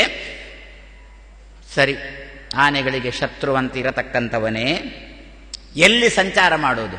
ಸಿಂಹ ಊರಿನಲ್ಲಿ ಸಂಚಾರ ಮಾಡುವುದಾ? ಊರಿಗೆ ಬರುವುದಾ ಸಿಂಹ? ಅಲ್ಲ, ಅದು ಕಾಡಲ್ಲೇ. ಯಾವ ಕಾಡು? ಮಾಧ್ವ ರಾದ್ಧಾಂತ ವನಚಾರಿಣೆ. ವಾದಿರಾಜರೆಂಬ ಸಿಂಹ ಎಲ್ಲಿ ಅಡ್ಡಾಡ್ತಾ ಉಂಟು, ಎಲ್ಲಿ ಸಂಚಾರ ಮಾಡ್ತಾ ಉಂಟು? ಕಾಡಲ್ಲಿ. ಯಾವುದದು ಕಾಡು? ರಾದ್ಧಾಂತ, ಸಿದ್ಧಾಂತ ಎನ್ನುವ ಕಾಡು. ಯಾರ ಸಿದ್ಧಾಂತ? ಮಧ್ವ ಸಂಬಂಧಿಯಾದ ಸಿದ್ಧಾಂತವೆಂಬ ಕಾಡಲ್ಲಿ ಭಾರೀ ನೆಮ್ಮದಿಯಿಂದ ಅಡ್ಡಾಡ್ತಾ ಉಂಟು. ಮಾಧ್ವ ರಾದ್ಧಾಂತ, ರಾದ್ಧಾಂತ ಅಂದ್ರೆ ಸಿದ್ಧಾಂತ, ಮಾಧ್ವ ಅಂದ್ರೆ ಗೊತ್ತು ತಾನೆ. ಮಧ್ವರಿಗೆ ಸಂಬಂಧಪಟ್ಟ, ನಾನು ನಿನ್ನೆ ಹೇಳಿದ್ದೇನೆ, 22 ಜನಕ್ಕೆ ಸಂಬಂಧಪಟ್ಟ 22 ಸಿದ್ಧಾಂತಗಳುಂಟು. ಅದರಲ್ಲಿ ಮಧ್ವರಿಗೆ ಸಂಬಂಧಪಟ್ಟ ಸಿದ್ಧಾಂತವೆಂಬ ಕಾಡಲ್ಲಿ, ಮಾಧ್ವ ರಾದ್ಧಾಂತ ವನದಲ್ಲಿ ಚಾರಿಣೆ ಸಂಚಾರ ಮಾಡತಕ್ಕಂಥ ಮಾಧ್ವ ರಾದ್ಧಾಂತ ವನಚಾರಿಣೆ ವಾದಿರಾಜ ಕೇಸರಿಣೇ ನಮಃ. ವಾದಿರಾಜರೆಂಬ ಸಿಂಹಕ್ಕೆ ಎನ್ನ ನಮಸ್ಕಾರ ಅಂತ ಇದು ರಾಜರ ಬಗ್ಗೆ ಕೊಟ್ಟಿರತಕ್ಕಂಥ ಚಿತ್ರಣ. ಅದನ್ನೇ ವಾದಿರಾಜರಂದ್ರು ವಾದಿರಾಜ ಅಹಂ ಕೃಪಯಾ ವಾದಿರಾಜ ಅಹಂ. ವಾದಿ ಮತ್ತಿ ಈಭ ವಾದಿ ಮತ್ತೀಭ ಮೃಗೇಂದ್ರ ವಾದಿ ರಾಜ ರಾಯರಿಗೆ. ಇದರದ್ದೇ ಮತ್ತೊಂದು ಕಡೆಯಲ್ಲಿ ಕನ್ನಡದಲ್ಲಿ ಒಂದು ದಾಸರು ತರ್ಜಮೆ ಮಾಡಿದ್ರು. ವಾದಿಗಳೆಂಬ ಮದಭರಿತವಾದ ಆನೆಗಳಿಗೆ ವಾದಿರಾಜರು ಬಹಳ ಪರಾಕ್ರಮವಾದ ಸಿಂಹದಂತೆ ಇದ್ದಾರೆ ಅಂತ ಅದನ್ನೇ ಅಂದ್ರು. ಹಾಗಾದ್ರೆ ವಾದಿರಾಜ ವಾದಿರಾಜ ವಾದಿರಾಜ ವಾದಿರಾಜ ಪಾಹಿಮಾಂ ವಾದಿರಾಜ ವಾದಿರಾಜ ವಾದಿರಾಜ ರಕ್ಷಮಾಂ. ರಾಘವೇಂದ್ರ ರಾಘವೇಂದ್ರ ರಾಘವೇಂದ್ರ ಪಾಹಿಮಾಂ ರಾಘವೇಂದ್ರ ರಾಘವೇಂದ್ರ ರಾಘವೇಂದ್ರ ರಕ್ಷಮಾಂ. ನಮ್ಮ ಮಂತ್ರ ಪಾಹಿಮಾಂ ರಕ್ಷಮಾಂ, ಪಾಲನೆ ಮಾಡು ರಕ್ಷಣೆ ಮಾಡು, ಇಷ್ಟೇ ಅರ್ಥ ಇದಕ್ಕೆ. ವಾದಿ ರಾಜ ಅಂತಂದಾಗ ಏನು ಚಿಂತನೆ ಮಾಡಬೇಕು? ವಾದಿ ಅಂದ್ರೆ ಏನು ಚಿಂತನೆ, ರಾಜ ಅಂದ್ರೆ ಏನು ಚಿಂತನೆ, ಸ್ಪಷ್ಟ ಚಿತ್ರಣ ಸಿಕ್ಕಿತಲ್ಲ, ಅದನ್ನೇ ವಾದಿರಾಜರಂತಾರೆ. ಕೃಪಯಾ ವಾದಿರಾಜ, ಹಯಗ್ರೀವನ ಕೃಪೆಯಿಂದ ಮಧ್ವರ ಕೃಪೆಯಿಂದ. ನಮ್ಮ ಬಗ್ಗೆ ನಾವು ಬೇಡಿಕೊಳ್ಳುವುದು ದೇವರಲ್ಲಿ. ನಾವು ದೇವರ ಕೃಪೆಯಿಂದ ಮಾತ್ರ ಹೇಳಿದ್ರೆ ಸಾಲದು, ಮಧ್ವರ ಕೃಪೆಯಿಂದ ಈ ದಿವಸ ನಾನು ವಾದಿರಾಜ ಆ ಮಟ್ಟಕ್ಕೆ ನಾವು ನಿಲ್ಲಬೇಕಲ್ಲ. ಬರೇ ನಾವು ದೇವರು ದೇವರು ದೇವರು ದೇವರು ದೇವರ ಬಗ್ಗೆ ಮಾತ್ರ ಹೇಳಿಕೊಂಡು ಹೋದ್ರೆ ಸಾಲದಂತೆ. ದೇವರನ್ನು ಬೈಯುವವರು ಯಾರಿದ್ದಾರೆ ಅವರನ್ನು ತರಾಟೆಗೆ ತೆಕೊಂಡ ಮೇಲೆ ಆಮೇಲೆ ದೇವರ ಬಗ್ಗೆ ಚಿತ್ರಣ ಕೊಡಬೇಕು ಅಂತಂದ್ರು. ನಾವು ಯಾರಾದರೂ ದೇವರ ಬಗ್ಗೆ ಏನಾದರೂ ತರಾಟೆ ಮಾಡ್ತಾ ಇದ್ರೆ ಅದರ ಗೊಡವೆಗೆ ಹೋಗೋಲ್ಲ. ಅವ ದೇವರನ್ನು ಬೈಯುವುದು ತಾನೆ, ನನ್ನನ್ನಲ್ಲ ಬೈದುಕೊಳ್ಳಿ, ನಾನಂತೂ ದೇವರನ್ನು ಹೊಗಳ್ತೇನೆ, ಆಗಲಿಲ್ಲ ಅಂತಂದ್ರು. ಆದ್ರಿಂದ ವಾದಿರಾಜರಂದ್ರು ಕೃಪಯ ವಾದಿರಾಜ ಅಹಂ ರಚಯೇ ಯುಕ್ತಿ ಮಲ್ಲಿಕಾಂ. ಆದ್ರಿಂದ ಇಂತಹ ವಾದಿರಾಜನಾದ ನಾನು ಯುಕ್ತಿ ಮಲ್ಲಿಕ ಎನ್ನತಕ್ಕಂಥ ಗ್ರಂಥವನ್ನು ರಚನೆ ಮಾಡ್ತೇನೆ ಅಂತ. ಬೇರೆ ಯಾವ ಗ್ರಂಥಕ್ಕೂ ಯಾಕೆ ಅರ್ಥ ಬರೆಯುವುದಿಲ್ಲ? ಅದಕ್ಕೆ ನಿನ್ನೆ ನೋಡಿ ಆಯಿತು. ಯಾಕೆ ಅಲ್ಲಿ ಕೊಯ್ಲಿಕ್ಕೆ ಮಲ್ಲಿಗೆನೇ ಅರಳಲಿಲ್ಲ ಎನ್ನುವುದನ್ನು ನಿನ್ನೆ ದಿವಸ ನೋಡಿದ್ದೆವು. ಯದ್ಯಪಿ 21 ಬಳ್ಳಿಗಳಿತ್ತು, ಅಲ್ಲಿ ಬಳ್ಳಿಗಳಲ್ಲಿ ಮಲ್ಲಿಗೆ ಅರಳಲಿಕ್ಕೆ ನಂತರ ಬಂದವ ಬಿಡ್ಲೇ ಇಲ್ಲ ಅಂತ. ಅದು ತಪ್ಪು ಅದು ತಪ್ಪು ಅದು ತಪ್ಪು ಅಂತ ಮುಂದೆ ಮುಂದೆ ಮುಂದೆ ಮುಂದೆ ಬಂದವ ಹೇಳಿದ. ಆದ್ರಿಂದ ಅದನ್ನೆಲ್ಲ ಬಿಟ್ಟುಬಿಟ್ಟೆ. ನಾನು ಈ ಗ್ರಂಥವೆಂಬ ಈ ಶಾಸ್ತ್ರವೆಂಬ ಬಳ್ಳಿಯಿಂದ ಮಲ್ಲಿಗೆಯನ್ನು ಕೊಯ್ಲಿಕ್ಕೆ ಆರಂಭ ಮಾಡಿದ್ದೇನೆ ಅಂತಂದ್ರು. ಅವಾಗ ಮತ್ತೊಬ್ರು ಯಾರೋ ಮೆಲ್ಲ ಕೇಳಿದ್ರು ವಾದಿರಾಜರ ಹತ್ರ, ಅಲ್ಲ ಆ ಸೇತು ಹಿಮಾಚಲ ಪ್ರಸಿದ್ಧವಾಗಿರತಕ್ಕಂಥ ಒಂದು ಮತ ಉಂಟು ಈಗ. ಆ ಮತದ ಹೆಸರು ಮಾಯಾವಾದ ಮತ ಅಂತ. ಕನ್ಯಾಕುಮಾರಿಯಿಂದ ಹಿಡಿದು ಕಕಾರದಿಂದ ಕಾಕಾರ ತನಕ, ಒಟ್ಟಿಗೆ ಕಾಕ, ಕನ್ಯಾಕುಮಾರಿಯಿಂದ ಕಾಶ್ಮೀರದ ತನಕ ಈ ಸಲ ಒಂದು ಮತ ಚೆನ್ನಾಗಿ ಹರಡಿಕೊಂಡುಂಟು, ಮಾಯಾವಾದ ಮತ. ಯಾರೋ ಅಂದ್ರು ವಾದಿರಾಜರ ಹತ್ರ, ಮಾಯಾವಾದ ಮತ ಚೆನ್ನಾಗಿ ಪ್ರಸಿದ್ಧಿಯಲ್ಲಿ ಉಂಟು, ತುಂಬ ಚಾಲ್ತಿಯಲ್ಲಿ ಉಂಟು. ಆ ಮಾಯಾವಾದಿಗಳ ಗ್ರಂಥಕ್ಕೆ, ಅವರು ಬರೆದ ಪುಸ್ತಕಕ್ಕೆ ನೀವೇನಾದರೂ ಅರ್ಥ ಬರೆದಿದ್ರೆ ಸಮಾಜಕ್ಕೆ ಸ್ವಲ್ಪ ಒಳ್ಳೆದಾಗುತ್ತಿತ್ತು. ನೀವು ಯಾರೋ ಒಬ್ಬರು ಮಾಡಿರತಕ್ಕಂಥ ಗ್ರಂಥಕ್ಕೆ, ಅದು ಕೂಡ ಅವರ ಅನುಯಾಯಿಗಳು ಬರೇ ಬೆರಳಿಕೆಯಷ್ಟು ಮಾತ್ರ ಇರುವುದು, ಸುಮ್ಮನೆ ಅದಕ್ಕೆ ಅರ್ಥ ಬರೀಲಿಕ್ಕೆ ಹೋಗಿ ಏನು ಸಮಾಜಕ್ಕೆ ಉಪಕಾರ ಮಾಡಿದಂತೆ ಆಗುತ್ತೆ ಅಂತ ಯಾರೋ ಕೇಳಿದ್ರು. ಅದಕ್ಕೆ ವಾದಿರಾಜರಂತಾರೆ, ಅಬ್ಬಾ ಆ ಮಾಯಾವಾದ ಅಂತ ಶಬ್ದ ಕೇಳಿದ ಕೂಡಲೇ ನನಗೇನೋ ಭಯ ಆಗುತ್ತೆ ಅಂತ. ಯಾಕೆ ಭಯ ಆಗುತ್ತೆ? ಆ ಮತದ ಅಭಿಪ್ರಾಯ ಏನು ಅದನ್ನು ವಾದಿರಾಜರು ಸ್ವಲ್ಪ ಇಲ್ಲಿ ಚೂರು ಸಮಾಜಕ್ಕೆ ಕೊಡ್ತಾರೆ. ಅದು ದೇವರನ್ನು ಬೈಯುವ ಮತ, ಆದ್ದರಿಂದ ನಾನು ಅದಕ್ಕೆ ಅರ್ಥ ಬಿಡಿಸಲಿಕ್ಕೆ ಹೋಗಿಲ್ಲ ಅಂತಂದ್ರು. ಹೇಗೆ ದೇವರನ್ನು ಬೈಯುವುದು ಆ ಮತದವರು? ಆ ದೇವರು ಅಲ್ಲ, ದೇವರ ಬಗ್ಗೆ ತಿಳಿಸ್ಲಿಕ್ಕೆ ಹೊರಟದ್ದಲ್ವ ಅವರು ಸಮಾಜಕ್ಕೆ? ಅಲ್ಲ, ತಿಳಿಸ್ಲಿಕ್ಕೆ ಅಂತ ಹೊರಟದ್ದು ಹೌದು, ಆದರೆ ಅದು ಪರಿವಾಸನ ಆದದ್ದು ಹೋಗಿ ನಿಂತದ್ದು ದೇವರನ್ನು ಬೈಯುವುದರಲ್ಲಿ. ಅಲ್ಲ, ಬೈಯುವುದಾದರೆ ಹೇಗೆಲ್ಲ ಬೈಬಹುದು ನಮ್ಗೆ ಗೊತ್ತಾ? ಅದಕ್ಕಂದ್ರು ವಾದಿರಾಜರು ಬೈಲಿಕ್ಕೆ ಕಲಿಸ್ತಾ ಇದ್ದಾರೆ. ಬೈಲಿಕ್ಕೆ ಏನೆಲ್ಲ ಶಬ್ದಗಳು ಬೇಕು ಅಂತ. ನಮ್ದು ಕೆಲವು 3rd ಕ್ಲಾಸ್ ಶಬ್ದಗಳು ಉಂಟಲ್ಲ, ಅದನ್ನೇನು ಉಪಯೋಗ ಮಾಡೋಲ್ಲ. ಒಳ್ಳೆ ಸಂಸ್ಕೃತದ ಶಬ್ದದಿಂದಲೇ ವಾದಿರಾಜರು ಬೈತಾರೆ. ನಾವು ಬೈಯುವಾಗ ಹೇಗಿರಬೇಕು ಗೊತ್ತಾ? ಕೇಳುಗನಿಗೆ ನಮ್ಮನ್ನು ಹೊಗಳಿದ್ದೋ ಬೈದದ್ದೋ ಅಂತ ಸಂಶಯ ಬರಬೇಕು, ಆ ರೀತಿ ಬೈಬೇಕು. ಆಹಾ ಚೆನ್ನಾಗಿ ಮಾತಾಡ್ತಿ, ನಿನ್ನ ಮುಖಕ್ಕೆ ಮಂಗಳಾರತಿ ಅಂತಂದು ಬಿಟ್ಟಾಗ ಇದೇನು ಬೈದದ್ದೋ ಹೊಗಳಿದ್ದೋ? ಈಗಲೂ ಉಂಟು ನಮ್ಮಲ್ಲಿ ಒಂದು ಶಬ್ದ, ಏನು ಗೊತ್ತಾ? ದೇವಾನಾಂ ಪ್ರಿಯ ಅಂತ. ಖುಷಿ ಆಯ್ತಾ? ಅಬ್ಬಾ, ಉದರಿಗೂ ಕೂತವರೆಲ್ಲ ದೇವಾನಾಂ ಪ್ರಿಯರು ಅಂತ ನಾನು ಅಂದುಬಿಟ್ರೆ ನಿಮಗೆಲ್ಲ ಖುಷಿ ಆಯ್ತಲ್ಲ? ಏನು, ಓ ನಮ್ಮನ್ನೆಲ್ಲ ದೇವತೆಗಳಿಗೆ ಪ್ರಿಯರು ಅಂತ ಸ್ವಾಮಿಗಳು ಅಂದುಬಿಟ್ರು ಅಂತ ತುಂಬ ಖುಷಿ ಆಯ್ತಲ್ಲ? ದೇವಾನಾಂ ಪ್ರಿಯ ಅಂತ ಶಬ್ದ ಕೇಳಿದಾಗ ಅದರ ಅರ್ಥ ಏನು ಗೊತ್ತಾ? ಬೇಡ ಹೇಳೋಲ್ಲ, ಯಾಕೆ ನಿಮ್ಗೆ ನೀವು ಹಾಗೆ ತಿಳ್ಕೊಳ್ಳಿ. ಓ ಹೊಗಳಿದ್ದು ಹೊಗಳಿದ್ದು, ಅದರ ಅರ್ಥ ಏನು ಗೊತ್ತಾ? ದೇವಾನಾಂ ಪ್ರಿಯ ಎನ್ನತಕ್ಕಂತಹ ಶಬ್ದದ ನಿಜವಾದ ಅರ್ಥ ಏನು ಗೊತ್ತಾ? ಶಬ್ದ ತೆಗಿಲಿಕ್ಕೆ ಹೋದ್ರೆ ದೇವಾನಾಂ ದೇವತೆಗಳಿಗೆ ಪ್ರಿಯ ಅಂತ ಅರ್ಥ ಅಲ್ವಾ? ಒಟ್ಟಿಗೆ ಹೇಳಿದ್ರೆ ಏನರ್ಥ ಗೊತ್ತಾ? ಮೂರ್ಖ ಅಂತ ಅರ್ಥ ಅಷ್ಟೆ. ದೇವಾನಾಂ ಪ್ರಿಯ ಎನ್ನತಕ್ಕಂಥ ಇದು ಸಂಸ್ಕೃತದಲ್ಲಿ ಸಂಸ್ಕೃತಕಾರರು ಬೈಲಿಕ್ಕೆ ಕಲಿಸಿಕೊಡುವ ಕ್ರಮ. ದೇವಾನಾಂ ಪ್ರಿಯ ಅಂದ್ರೆ ಮೂರ್ಖ ಅಂತ ಅರ್ಥ. ಏನು ಹೊಸ್ತೇನಲ್ಲ, ನಮ್ಮಲ್ಲಿ ಚಾಲ್ತಿಯಲ್ಲಿ ಉಂಟು. ಏನೋ ಪೆದಂಬು ಮಾತಾಡಿದ. ಪೆದಂಬು ಅಂದ್ರೆ ಅಡ್ಡ ತಿಡ್ಡಿ ಏನೇನೋ ಯದ್ವಾತದ್ವ ಮಾತಾಡಿದ. ಏನೋ ಯದ್ವಾತದ್ವ ಕೆಲಸ ಮಾಡಿದ. ಮಗ ಅಭಿವೃದ್ಧಿ ಪತ್ರ ಹಿಡ್ಕೊಂಡು ಬಂದ ಅಪ್ಪನ ಬಳಿಗೆ. ಯಾಕೆ? ಸಹಿ ಹಾಕಬೇಕು ಅಂತ. ಅಪ್ಪ ನೋಡಿದ, ಇರೋದು 6 ವಿಷಯ, ಅಂದ್ರೆ 6 ಸಬ್ಜೆಕ್ಟ್. ಕೆಂಪುಗೆರೆ 7 ಉಂಟು. ಅಪ್ಪ ನೋಡಿದ, ದೇವರಿಗೇ ಪ್ರೀತಿಯಾಗಬೇಕು ಅಂತಂದ. ಉಂಟಾ ಈ ರೀತಿ ಬೈಯುವ ಕ್ರಮ ನಮ್ಮಲ್ಲಿ? ಉಂಟಾ ಅಲ್ವೋ? ದೇವರಿಗೆ ಪ್ರೀತಿ ಆಗ್ಬೇಕು ಅಂತಂದ್ರು ದೇವಾನಾಂ ಪ್ರಿಯ ಅಂದ್ರೆ ಒಂದೇ ಅರ್ಥ ಅಲ್ವೋ? ಮೂರ್ಖ ಅಂತ ಅರ್ಥ. ಮತ್ತೇನು? ಚರಿತ್ರೆ ಪುಸ್ತಕ ತೆಗೆದು ನೋಡಿ. ಆ ದೇವಾನಾಂ ಪ್ರಿಯ ಅನ್ನತಕ್ಕಂಥ ಬಿರುದು ಯಾರಿಗೆ ಕೊಟ್ಟದ್ದು ಗೊತ್ತಾ? ನಾನು ಹೇಳೋದಿಲ್ಲ. ಸುಮ್ಮನೆ ಮತ್ತೆ ಯಾರಾದ್ರೂ ಇಲ್ಲಿ ಆ ಜಾತಿಯವರಿದ್ರೆ ಮತ್ತೆ ಅವರು ಬೈಲಿಕ್ಕೆ ಶುರು ಮಾಡಿದ್ರೆ ಕಷ್ಟ. ಸುಮ್ಮನೆ ಯಾಕೆ ನಾನು ಬೈಗಳಂತೀನಿ. ಚರಿತ್ರೆ ಪುಸ್ತಕ ತೆಗೆದು ನೋಡಿ. ಆ ದೇವಾನಾಂ ಪ್ರಿಯ ಅನ್ನತಕ್ಕಂಥ ಬಿರುದು ಕೊಟ್ಟವನು ಮೂರ್ಖ, ತೆಗೆದುಕೊಂಡವನು ಮೂರ್ಖ ಕಾಣುದು. ಆ ಶಬ್ದದ ಅರ್ಥ ಏನು ಅಂತ ಯಾರಿಗೂ ಗೊತ್ತಿಲ್ಲ. ವಾದಿರಾಜ ಶ್ರೀಪಾದ್ರು ಈ ದಿವಸ ಅಂತ ಇದ್ದಾರೆ, ಆ ರೀತಿ ಮಾತುಗಳನ್ನು ಹೇಳ್ತಾ ಇದ್ದಾರೆ. ಏನು ಗೊತ್ತಾ ಬೈಲಿಕ್ಕಿರತಕ್ಕಂತಹ ಶಬ್ದ? ಈಗ ಎದುರಿಗೆ ಕೂತವರನ್ನು ನಾನು ಬೈತೇನೆ. ವಾದಿರಾಜ ಹೇಳಿದ ಶಬ್ದದಿಂದ ಇನ್ನು ನಾನೇ ಬೈತೇನೆ ಅಂತ ಭಾವಿಸಬೇಡಿ. ಹಾಗೆ ನಾನು ಬೈಯುದಿದ್ರು ನಾಡ್ದು 29ನೇ ತಾರೀಕಿಗೆ ಬೈತೇನೆ. ಯಾಕೆ 30ನೇ ತಾರೀಕಿಗೆ ಉಪನ್ಯಾಸ ಇಲ್ಲ, ಆದ್ರಿಂದ ಅಷ್ಟ ತನಕ ನೀವು ಬರಬೇಕಲ್ಲ, ಆದ್ರಿಂದ ಆ ದಿವಸ ಬೈತೇನೆ. ಏನು ಬೈಯುವ ಶಬ್ದಗಳು ಗೊತ್ತಾ? ತ್ವಂ ಚಂಡಾಲಃ, ಪಶು, ಮ್ಲೇಂಚಃ, ಚೋರಃ, ಜಾರಃ, ಕರಃ, ಕಪಿ. ಕರ ಅಂದ್ರೆ ಕತ್ತೆ. ಮತ್ತೆಲ್ಲ ಶಬ್ದಗಳಿಗೆ ಅರ್ಥ ಆಗುತ್ತೆ. ಕಪಿ ಅಂದ್ರೆ ಅರ್ಥ ಆಗುತ್ತಲ್ಲ. ಕರಹ, ಕಪಿ. ಚಂಡಾಲ ಅಂದ್ರೆ ಗೊತ್ತಲ್ಲ, ಪಶು ಜಾತಿ ಅಂತಂತೇವಲ್ಲ. ಮ್ಲೇಂಚ ಅದು ಬೈಲಿಕ್ಕಿದ್ದ ಶಬ್ದನೆ. ತ್ವಂ ಚಂಡಾಲಃ, ಪಶು, ಮ್ಲೇಂಚಃ, ಚೋರಃ, ಜಾರಃ, ಕರಹ, ಕಪಿ. ಆಮೇಲೆ ಕುಂಡಃ, ಗೋಲಕಃ. ಇದೆಲ್ಲ ಬೈಯುವ ಶಬ್ದಗಳಲ್ವೋ? ಕುಂಡ ಅಂದ್ರೇನು, ಗೋಲಕ ಅಂದ್ರೇನು? ವೇದವ್ಯಾಸರೊಂದು ಮಾತು ಹೇಳಿದ್ದುಂಟು. ನನ್ನ ಮಕ್ಕಳು ಗೋಲಕರು, ನನ್ನ ಮೊಮ್ಮಕ್ಕಳು ಕುಂಡರು, ಇಂಥವುಗಳನ್ನು ಕಟ್ಟಿಕೊಂಡು ನಾನು ಇರಬೇಕಾಗಿದೆ ಅಂತಂದ್ರು. ಏನಿದ್ರ ಅರ್ಥ? ಇದು ಬೈಲಿಕ್ಕಿದ್ದ ಶಬ್ದ. ಮೃತೆ ಭರ್ತರಿ ಗೋಲಕಃ.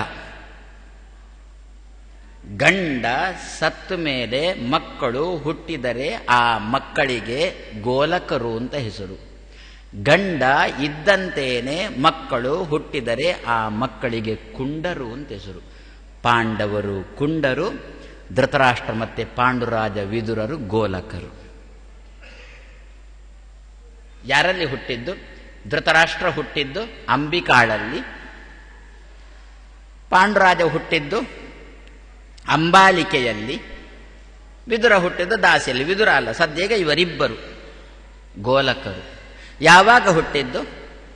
ಆ ವಿಚಿತ್ರ ವೀರ್ಯನಿಗೆ ಲಗ್ನ ಮಾಡಿ ಕೊಟ್ಟದ್ದಲ್ವೋ ಇವರಿಬ್ಬರು ಮೂರು ಹೆಣ್ಮಕ್ಕಳು ಬೆದ್ದಪಿ, ಒಬ್ಬಳು ಒಪ್ಪಲಿಲ್ಲ. ಅಂಬಿಕಾ ಮತ್ತೆ ಅಂಬಾಲಿಕೆ ಅನ್ನತಕ್ಕಂಥ ಇಬ್ಬರು ಹೆಣ್ಮಕ್ಕಳನ್ನು ವಿಚಿತ್ರ ವೀರ್ಯನಿಗೆ ಲಗ್ನ ಮಾಡಿ ಕೊಟ್ಟದ್ದು. ವಿಚಿತ್ರ ವೀರ್ಯ ತುಂಬಾ ಕಾಯಿಲೆಯಿಂದ ನೊಂದು ಹೋದವ, ಕಾಯಿಲೆ ತೀರಿ ಹೋದ. ಸಂತತಿ ಆಗಿಲ್ಲ, ತೀರಿ ಹೋದ. ಸತ್ಯವತಿ ಇದ್ದಳು ಅಲ್ಲೇ, ಶಂತನುವಿನ ಹೆಂಡತಿ ಸತ್ಯವತಿ ಇದ್ದಳು. ವ್ಯಾಸರಿಗೆ ಬೊಬ್ಬೆ ಹಾಕಿದಳು. ರಾಜ್ಯ ನಿರ್ಗತಿಗಾಗಿದೆ, ಬರಬೇಕು ನೀನು ಅಂತ ವೇದವ್ಯಾಸದೇವರು ಬಂದರು. ಅಮ್ಮ ಏನು ಅಂತ ಕೇಳಿದರು. ಮಕ್ಕಳಿಲ್ಲ, ರಾಜ್ಯ ನಿರ್ಗತಿಗಾಗಿದೆ, ಭೀಷ್ಮ ಇದ್ದಾನೆ, ಸಿಂಹಾಸನದಲ್ಲಿ ಕೂಡುವುದಿಲ್ಲ ಅಂತಂತ ಇದ್ದಾನೆ, ಸಿಂಹಾಸನ ಬರಿದಾಗಿದೆ, ಸಿಂಹಾಸನದಲ್ಲಿ ಕೂಡಿಸಲಿಕ್ಕೆ ಮಕ್ಕಳು ಬೇಕು ಅಂತಂದರು. ವೇದವ್ಯಾಸದೇವರು ಏನು ಮಾಡಿದ್ರು? ಯಾರಲ್ಲಿ ಮಕ್ಕಳನ್ನು ಪಡೆದ್ರು? ವಿಚಿತ್ರ ವೀರ್ಯನ ಹೆಂಡಂದಿಯರು ಇಬ್ಬರಿದ್ದಾರಲ್ಲ, ಅಂಬಿಕಾ ಮತ್ತೆ ಅಂಬಾಲಿಕಾ ಇಬ್ಬರಿದ್ದಾರಲ್ಲ, ಆ ಇಬ್ಬರಲ್ಲಿ ವೇದವ್ಯಾಸದೇವರು ಮಕ್ಕಳನ್ನು ಪಡೆದರು. ಹೇಗೆ ಮಕ್ಕಳನ್ನು ಪಡೆದರು? ವೇದವ್ಯಾಸದೇವರು ದೂರ ಕೇವಲ ದೃಷ್ಟಿಯಿಂದಲೇ ವೇದವ್ಯಾಸದೇವರು ಅವರಿಗಿಬ್ಬರಿಗೆ ಮಕ್ಕಳು ಹುಟ್ಟುವಂತೆ ಮಾಡಿದ್ರು. ಇದು ಯಾವಾಗ ಹುಟ್ಟಿದ ಮಕ್ಕಳು? ಗಂಡ ಸತ್ತ ಮೇಲೆ ಹುಟ್ಟಿರತಕ್ಕಂತಹ ಮಕ್ಕಳು. ವೇದವ್ಯಾಸದೇವರಂತಾರೆ ಇದು ನನ್ನ ಮಕ್ಕಳು. ಎಂತಹ ಮಕ್ಕಳು ಇವರು? ಮೃತೇ ಭರ್ತರಿ, ಗಂಡ ಸತ್ತ ಮೇಲೆ ಹುಟ್ಟಿದ ಮಕ್ಕಳು, ಗೋಲಕರು. ಸರಿ, ಇನ್ನು ಪಾಂಡುರಾಜ ನನ್ನ ಮಗ ತಾನೆ, ಅವನ ಮಕ್ಕಳಿದ್ದಾವೆ, ಪಾಂಡವರು ಮಕ್ಕಳಿದ್ದಾರೆ. ಇವರು ಯಾವಾಗ ಹುಟ್ಟಿದ್ದು? ಇನ್ನು ಪಾಂಡುರಾಜ ಬದುಕಿದ್ದಾನೆ. ಪಾಂಡುರಾಜ ಬದುಕಿರುವಾಗಲೇ ಕುಂತಿ ಬೇರೆಯವರಿಂದ ಪಡೆದಿರತಕ್ಕಂತಹ ಮಕ್ಕಳು. ಮೃತೇ ಭರ್ತರಿ ಗೋಲಕಃ.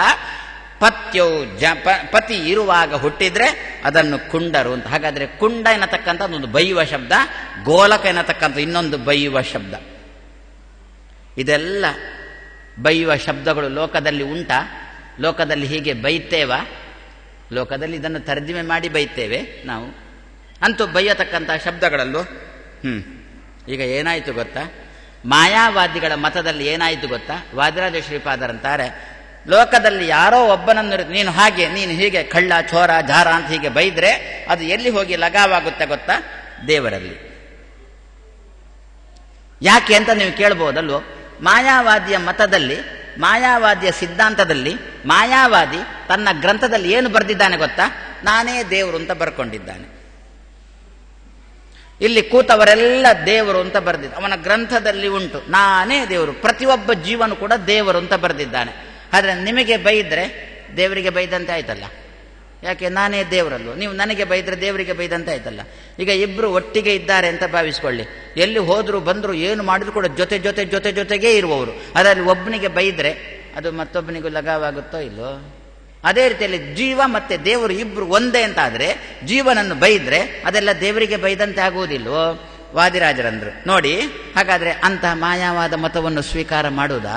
ಮಾಯಾವಾದ ಮತಕ್ಕೆ ಅರ್ಥ ಬರೆಯುವುದಾ? ಯಾಕೆ? ಅದು ದೇವರನ್ನು ಬೈಯತಕ್ಕಂತಹ ಮತ. ಇನ್ನೂ ಒಂದುಂಟು ಬೈಲಿಕ್ಕಿರತಕ್ಕಂತಹ ಶಬ್ದಗಳು. ಏನು? ಕಣ್ಣಿಲ್ಲ, ಕಿವಿ ಇಲ್ಲ, ಮೂಗಿಲ್ಲ, ಬಾಯಿ ಇಲ್ಲ, ಕೈ ಇಲ್ಲ, ಕಾಲಿಲ್ಲ, ಕುಂಟ, ಕುರುಡ, ಅಂಧ, ಕಿವುಡ, ಮೂಕ, ಇದೆಲ್ಲ ಬೈಲಿಕ್ಕಿದ್ದ ಶಬ್ದಗಳಲ್ವೋ? ಇದೆಲ್ಲ ಯಾರಿಗೆ ಲಗಾವಾಗುತ್ತೆ ಗೊತ್ತಾ? ಎಲ್ಲ ದೇವರಿಗೆ ಲಗಾವಾಗುತ್ತೆ. ಮಾಯಾವಾದ್ಯ ಹತ್ರ ಕೇಳಿ ದೇವರು ಹೇಗಿದ್ದಾನೆ ಅಂತ ಕೇಳಿ. ಮಾಯಾವಾದ್ಯ ಹತ್ರ, ಮಾಯಾವಾದಿ ಒಬ್ಬ ಶಾಸ್ತ್ರಕಾರ, ಅವನ ಹತ್ರ ಕೇಳಿ ದೇವರು ಹೇಗಿದ್ದಾನೆ ಅಂತ ಕೇಳಿ. ಏನಂತಾನೆ ಗೊತ್ತಾ? ಅಬ್ಬ ಚಂದ ಇದ್ದಾನೆ ಅಂತಾನೆ. ಹೇಗೆ ಚಂದ? ಮತ್ತೆ ಅಂತಾನೆ ಮೆಲ್ಲ, ಕಣ್ಣಿಲ್ಲ, ಕೈಯಿಲ್ಲ, ಕಾಲಿಲ್ಲ, ಮೂಗಿಲ್ಲ, ಬಾಯಿ ಇಲ್ಲ, ಹೊಟ್ಟೆ ಇಲ್ಲ, ಎದೆ ಇಲ್ಲ, ತೊಡೆ ಇಲ್ಲ. ಮತ್ತೆ ದೇವರು ಹೇಗಿದ್ದಾನೆ? ಚಂದ ಇದ್ದಾನೆ. ಏನರ್ಥ ಇದು ಚಂದ ಇದ್ದಾನೆ ಅಂದರೆ? ಅವನ ಧಾಟಿಯಲ್ಲಿ ಒಟ್ಟಿಗೆ ಏನು ಗೊತ್ತಾ? ದೇವರಿಗೆ ಆಕಾರ ಇಲ್ಲ, ದೇವರಿಗೆ ಶೇಪ್ ಇಲ್ಲ. ನಿಮಗೆ ಅರ್ಥ ಆಗಬೇಕಾದ್ರೆ ದೇವರು ನಿರಾಕಾರ, ಯಾವ ಆಕಾರನೂ ಇಲ್ಲ. ನಮಗೂ ನಾವೇ ವಾಸಿ ಅಲ್ವಾ ಸ್ವಲ್ಪ ಆ ದೇವರಿಕ್ಕಿಂತ. ನಮಗ ಸ್ವಲ್ಪ ಒಂದು ಏನಾದರೂ ಕೂಡ ಒಂದು ತೋರಿಸ್ಲಿಕ್ಕಾದ್ರೆ ಹೀಗೆ ನೋಡಿ ಎಷ್ಟು ಚಂದ ಅಂತ, ಎಷ್ಟು ಚಂದ ಅಂತ ಅಲ್ಲದು ಕೂಡ ಸ್ವಲ್ಪ ಚಂದ ಅಂತಾದ್ರೆ ಹೇಳುವ ನಮ್ಮಲ್ಲಿ ಒಂದು ಚಂದ ಉಂಟಲ್ಲ. ದೇವರಲ್ಲಿ ಏನೂ ಇಲ್ಲ. ಅದೇ ಒಬ್ಬ ಆನೆ ಕತೆ ಗೊತ್ತಲ್ಲ, ಆನೆದ್ದು ಕತೆ.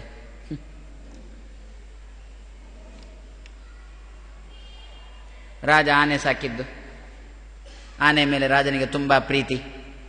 ಒಂದು ದಿವಸ ಆನೆಗೆ ಬಂದದ್ದು ಕಾಯಿಲೆ ಬಂದಾಗ ವೈದ್ಯರು ನೇಮಕ ಮಾಡಿ ಆಯಿತು. ಆನೆಗೆ ಶುಶ್ರೂಷೆ ಶುರುವಾಯಿತು. ರಾಜ ಸೇವಕರನ್ನು ಸುತ್ತ ಇಟ್ಟಿದ್ದ, ಕಾವಲು ಭಟರನ್ನು ಸುತ್ತ ಇಟ್ಟಿದ್ದ, ಇಟ್ಟು ಆಜ್ಞೆ ಮಾಡಿದ್ದ, ಚೆನ್ನಾಗಿ ನೋಡಿಕೊಳ್ಬೇಕು ಆನೆ. ಅಪ್ಪಣೆ. ಆನೆ ಸತ್ತಿತು ಅಂತ ಯಾರಾದರೂ ಬಂದು ಹೇಳಿದ್ರೆ ಬಹುಮಾನವ ಅಲ್ಲ, ತಲೆ ಹಾರಿಸ್ತೇನೆ ಎಂದ ರಾಜ. ಸರಿ, ಶುಶ್ರೂಷೆ ನಡೀತಾ ಉಂಟು. ಒಂದು ದಿವಸ ಆನೆ ಗೊಟಕ್, ಆನೆ ಸತ್ತಿತು. ರಾಜನಿಗೆ ತಿಳಿಸ್ಬೇಕು. ಯಾರು ತಿಳಿಸೋದು? ಎಲ್ರಿಗೂ ಭಯ. ಯಾಕೆ? ಬದುಕಬೇಕು ಇನ್ನೊಂದು 4 ದಿವಸ ಅಂತ ಎಲ್ರಿಗೂ ಆಸೆ ಉಂಟು. ಹಾಗಾದರೆ ಮತ್ತೇನು ಮಾಡೋದು? ಒಬ್ಬ ಅದರಲ್ಲಿ ಮುದುಕ ಇದ್ದ. ಅವ ಅಂದ, ನಾನು ಹೋಗಿ ಹೇಳ್ತೇನೆ ಅಂತ. ಅದಕ್ಕೆ ಅಂದದ್ದು ಮನೆಯಲ್ಲಿ ಮುದುಕರು ಬೇಕು ಅಂತ. ನಾವು ಅವರಿಗೆ 60 ವರ್ಷ ಆದ ಕೂಡಲೇ ಬರುತ್ತೆ, ವಾದಿರಾಜರ ಇದರಲ್ಲಿ ಯುಕ್ತಿ ಮಲ್ಲಿಕೆಯಲ್ಲಿ ಬರುತ್ತೆ. ನಾನು ಮಧ್ವರ ಗ್ರಂಥಕ್ಕೆ ಯಾಕೆ ವ್ಯಾಖ್ಯಾನ ಮಾಡುವುದು ಎನ್ನುವುದಕ್ಕೆ ಒಂದು ಕಾರಣ ಕೊಡ್ತಾರೆ. ಆ ಕಾರಣ ಇವತ್ತೋ ನಾಳೆಯೋ ನೋಡೋಣ. ಇವತ್ತಾಗುವುದಿಲ್ಲ, ನಾಳೆ ಆಗುತ್ತೆ. ಆ ಕಾರಣ ಏನು? ಒಳ್ಳೆ ಕಾರಣ ಕೊಡ್ತಾರೆ. ನಮ್ಮ ಜೀವನದ ಅನುಭವಿಸುವ ಕಾರಣವನ್ನೇ ಕೊಡ್ತಾರೆ. ಏನು? 60 ವರ್ಷ ಆದ ಕೂಡಲೇ ವೃದ್ಧಾಶ್ರಮಕ್ಕೆ ಹಾಕ್ತೇವಲ್ಲ, ಕೂಡುದು. ನೀನು ಬದುಕಬೇಕಾದ್ರೆ ಮನೆಯಲ್ಲಿ ವೃದ್ಧರು ಇರಲಿ, ವೃದ್ಧಾಶ್ರಮ ಕಮ್ಮಿ ಆಗಲಿ. ಈ ಸಂದರ್ಭದಲ್ಲಿ ಒಂದು ಹೇಳಿಬಿಡ್ತೇನೆ. ಯಾಕೆ ನಮ್ಮ ಇವತ್ತು ಬ್ರಾಹ್ಮಣರ ಪರಿಷತ್ತಿನದ್ದು 25ನೇ ವರ್ಷದ್ದು ಉಪನ್ಯಾಸ ಆರಂಭ. ನಮ್ಮ ರಮೇಶ ದಂಪತಿಗಳ ಉಪನ್ಯಾಸ ಮುಗಿಲಿಲ್ಲ, ಇದು ಆರಂಭ ಆಯಿತು. ಅದು ತೊಂದರೆ ಇಲ್ಲ, ನಮ್ಮಲ್ಲಿ ಹೇಗೂ ನಡೀತಾನೆ ಇರುತ್ತೆ. ಕೃಷ್ಣನಿಗೆ ಅದು ಬ್ರಹ್ಮೋತ್ಸವದಂತೆ. ಒಬ್ಬರದ್ದು ಸಪ್ತೋತ್ಸವ ಮುಗಿಯುವ ಮಧ್ಯದಲ್ಲಿ ಮತ್ತೊಬ್ಬರದ್ದು ಶುರುವಾಗಿರುತ್ತೆ. ಅದೇ ರೀತಿಯಲ್ಲಿ ಒಬ್ಬರದ್ದು ಮುಗಿಲಿಲ್ಲ, ಮತ್ತೊಬ್ಬರದ್ದು ನಡೀತಾ ಇರುತ್ತೆ. ಆದರೆ ಬ್ರಾಹ್ಮಣ ಪರಿಷತ್ತು ಆದ್ದರಿಂದ ಅಲ್ಲಿ ಬ್ರಾಹ್ಮಣರ ಮಕ್ಕಳು ಬರುವುದಿಲ್ಲ. ಯಾಕೆ? ಬ್ರಾಹ್ಮಣರ ಮಕ್ಕಳು ಅದ್ರ ಪರಿಷತ್ತಿನಲ್ಲಿ ಇಲ್ಲ ಅಂತೆ. ಪರಿಷತ್ತಿನಿರುವುದು ಆ ಮಕ್ಕಳ ಅಪ್ಪಮ್ಮ ಮಾತ್ರ ಇರೋದು, ಅಮ್ಮನೂ ಇಲ್ಲ, ಅಪ್ಪಂದಿರು ಮಾತ್ರ ಇರೋದು. ಆದ್ದರಿಂದ ಅವರು 4-5 ಜನ ಬಂದಿದ್ದಾರೆ, ವ್ಯವಸ್ಥಾಪಕರು ಯಾರೋ ಅವರು ಬಂದಿದ್ದಾರೆ. ಅವರ ಕಿವಿಗೊಂದು ಚೂ ಬಿಟ್ಟರೆ ಸಾಕು, ಮತ್ತೆ ಅದು ಹರಡುತ್ತೆ ಅಂತ ನನಗೊಂದು ಭಾವನೆ ಉಂಟು. ಏನು ಅಬ್ಬಾ, ಕೆಲವರಿದ್ದಾರೆ ಏನು ಸಾರ್ವಜನಿಕ ಸೇವೆ ಮಾಡುವವರು ಅಂತ, ತುಂಬ ವೃದ್ಧಾಶ್ರಮ ಕಟ್ಟುವ ಮೂಲಕ ಸೇವೆ ಮಾಡುವವರು ಅಂತ. ಹೌದು, ವೃದ್ಧಾಶ್ರಮ ಕಟ್ಟಿದ್ದು ಒಳ್ಳೇದು. ಹೌದು, ಫಲಿತಾಂಶ ಏನು ಗೊತ್ತಾ?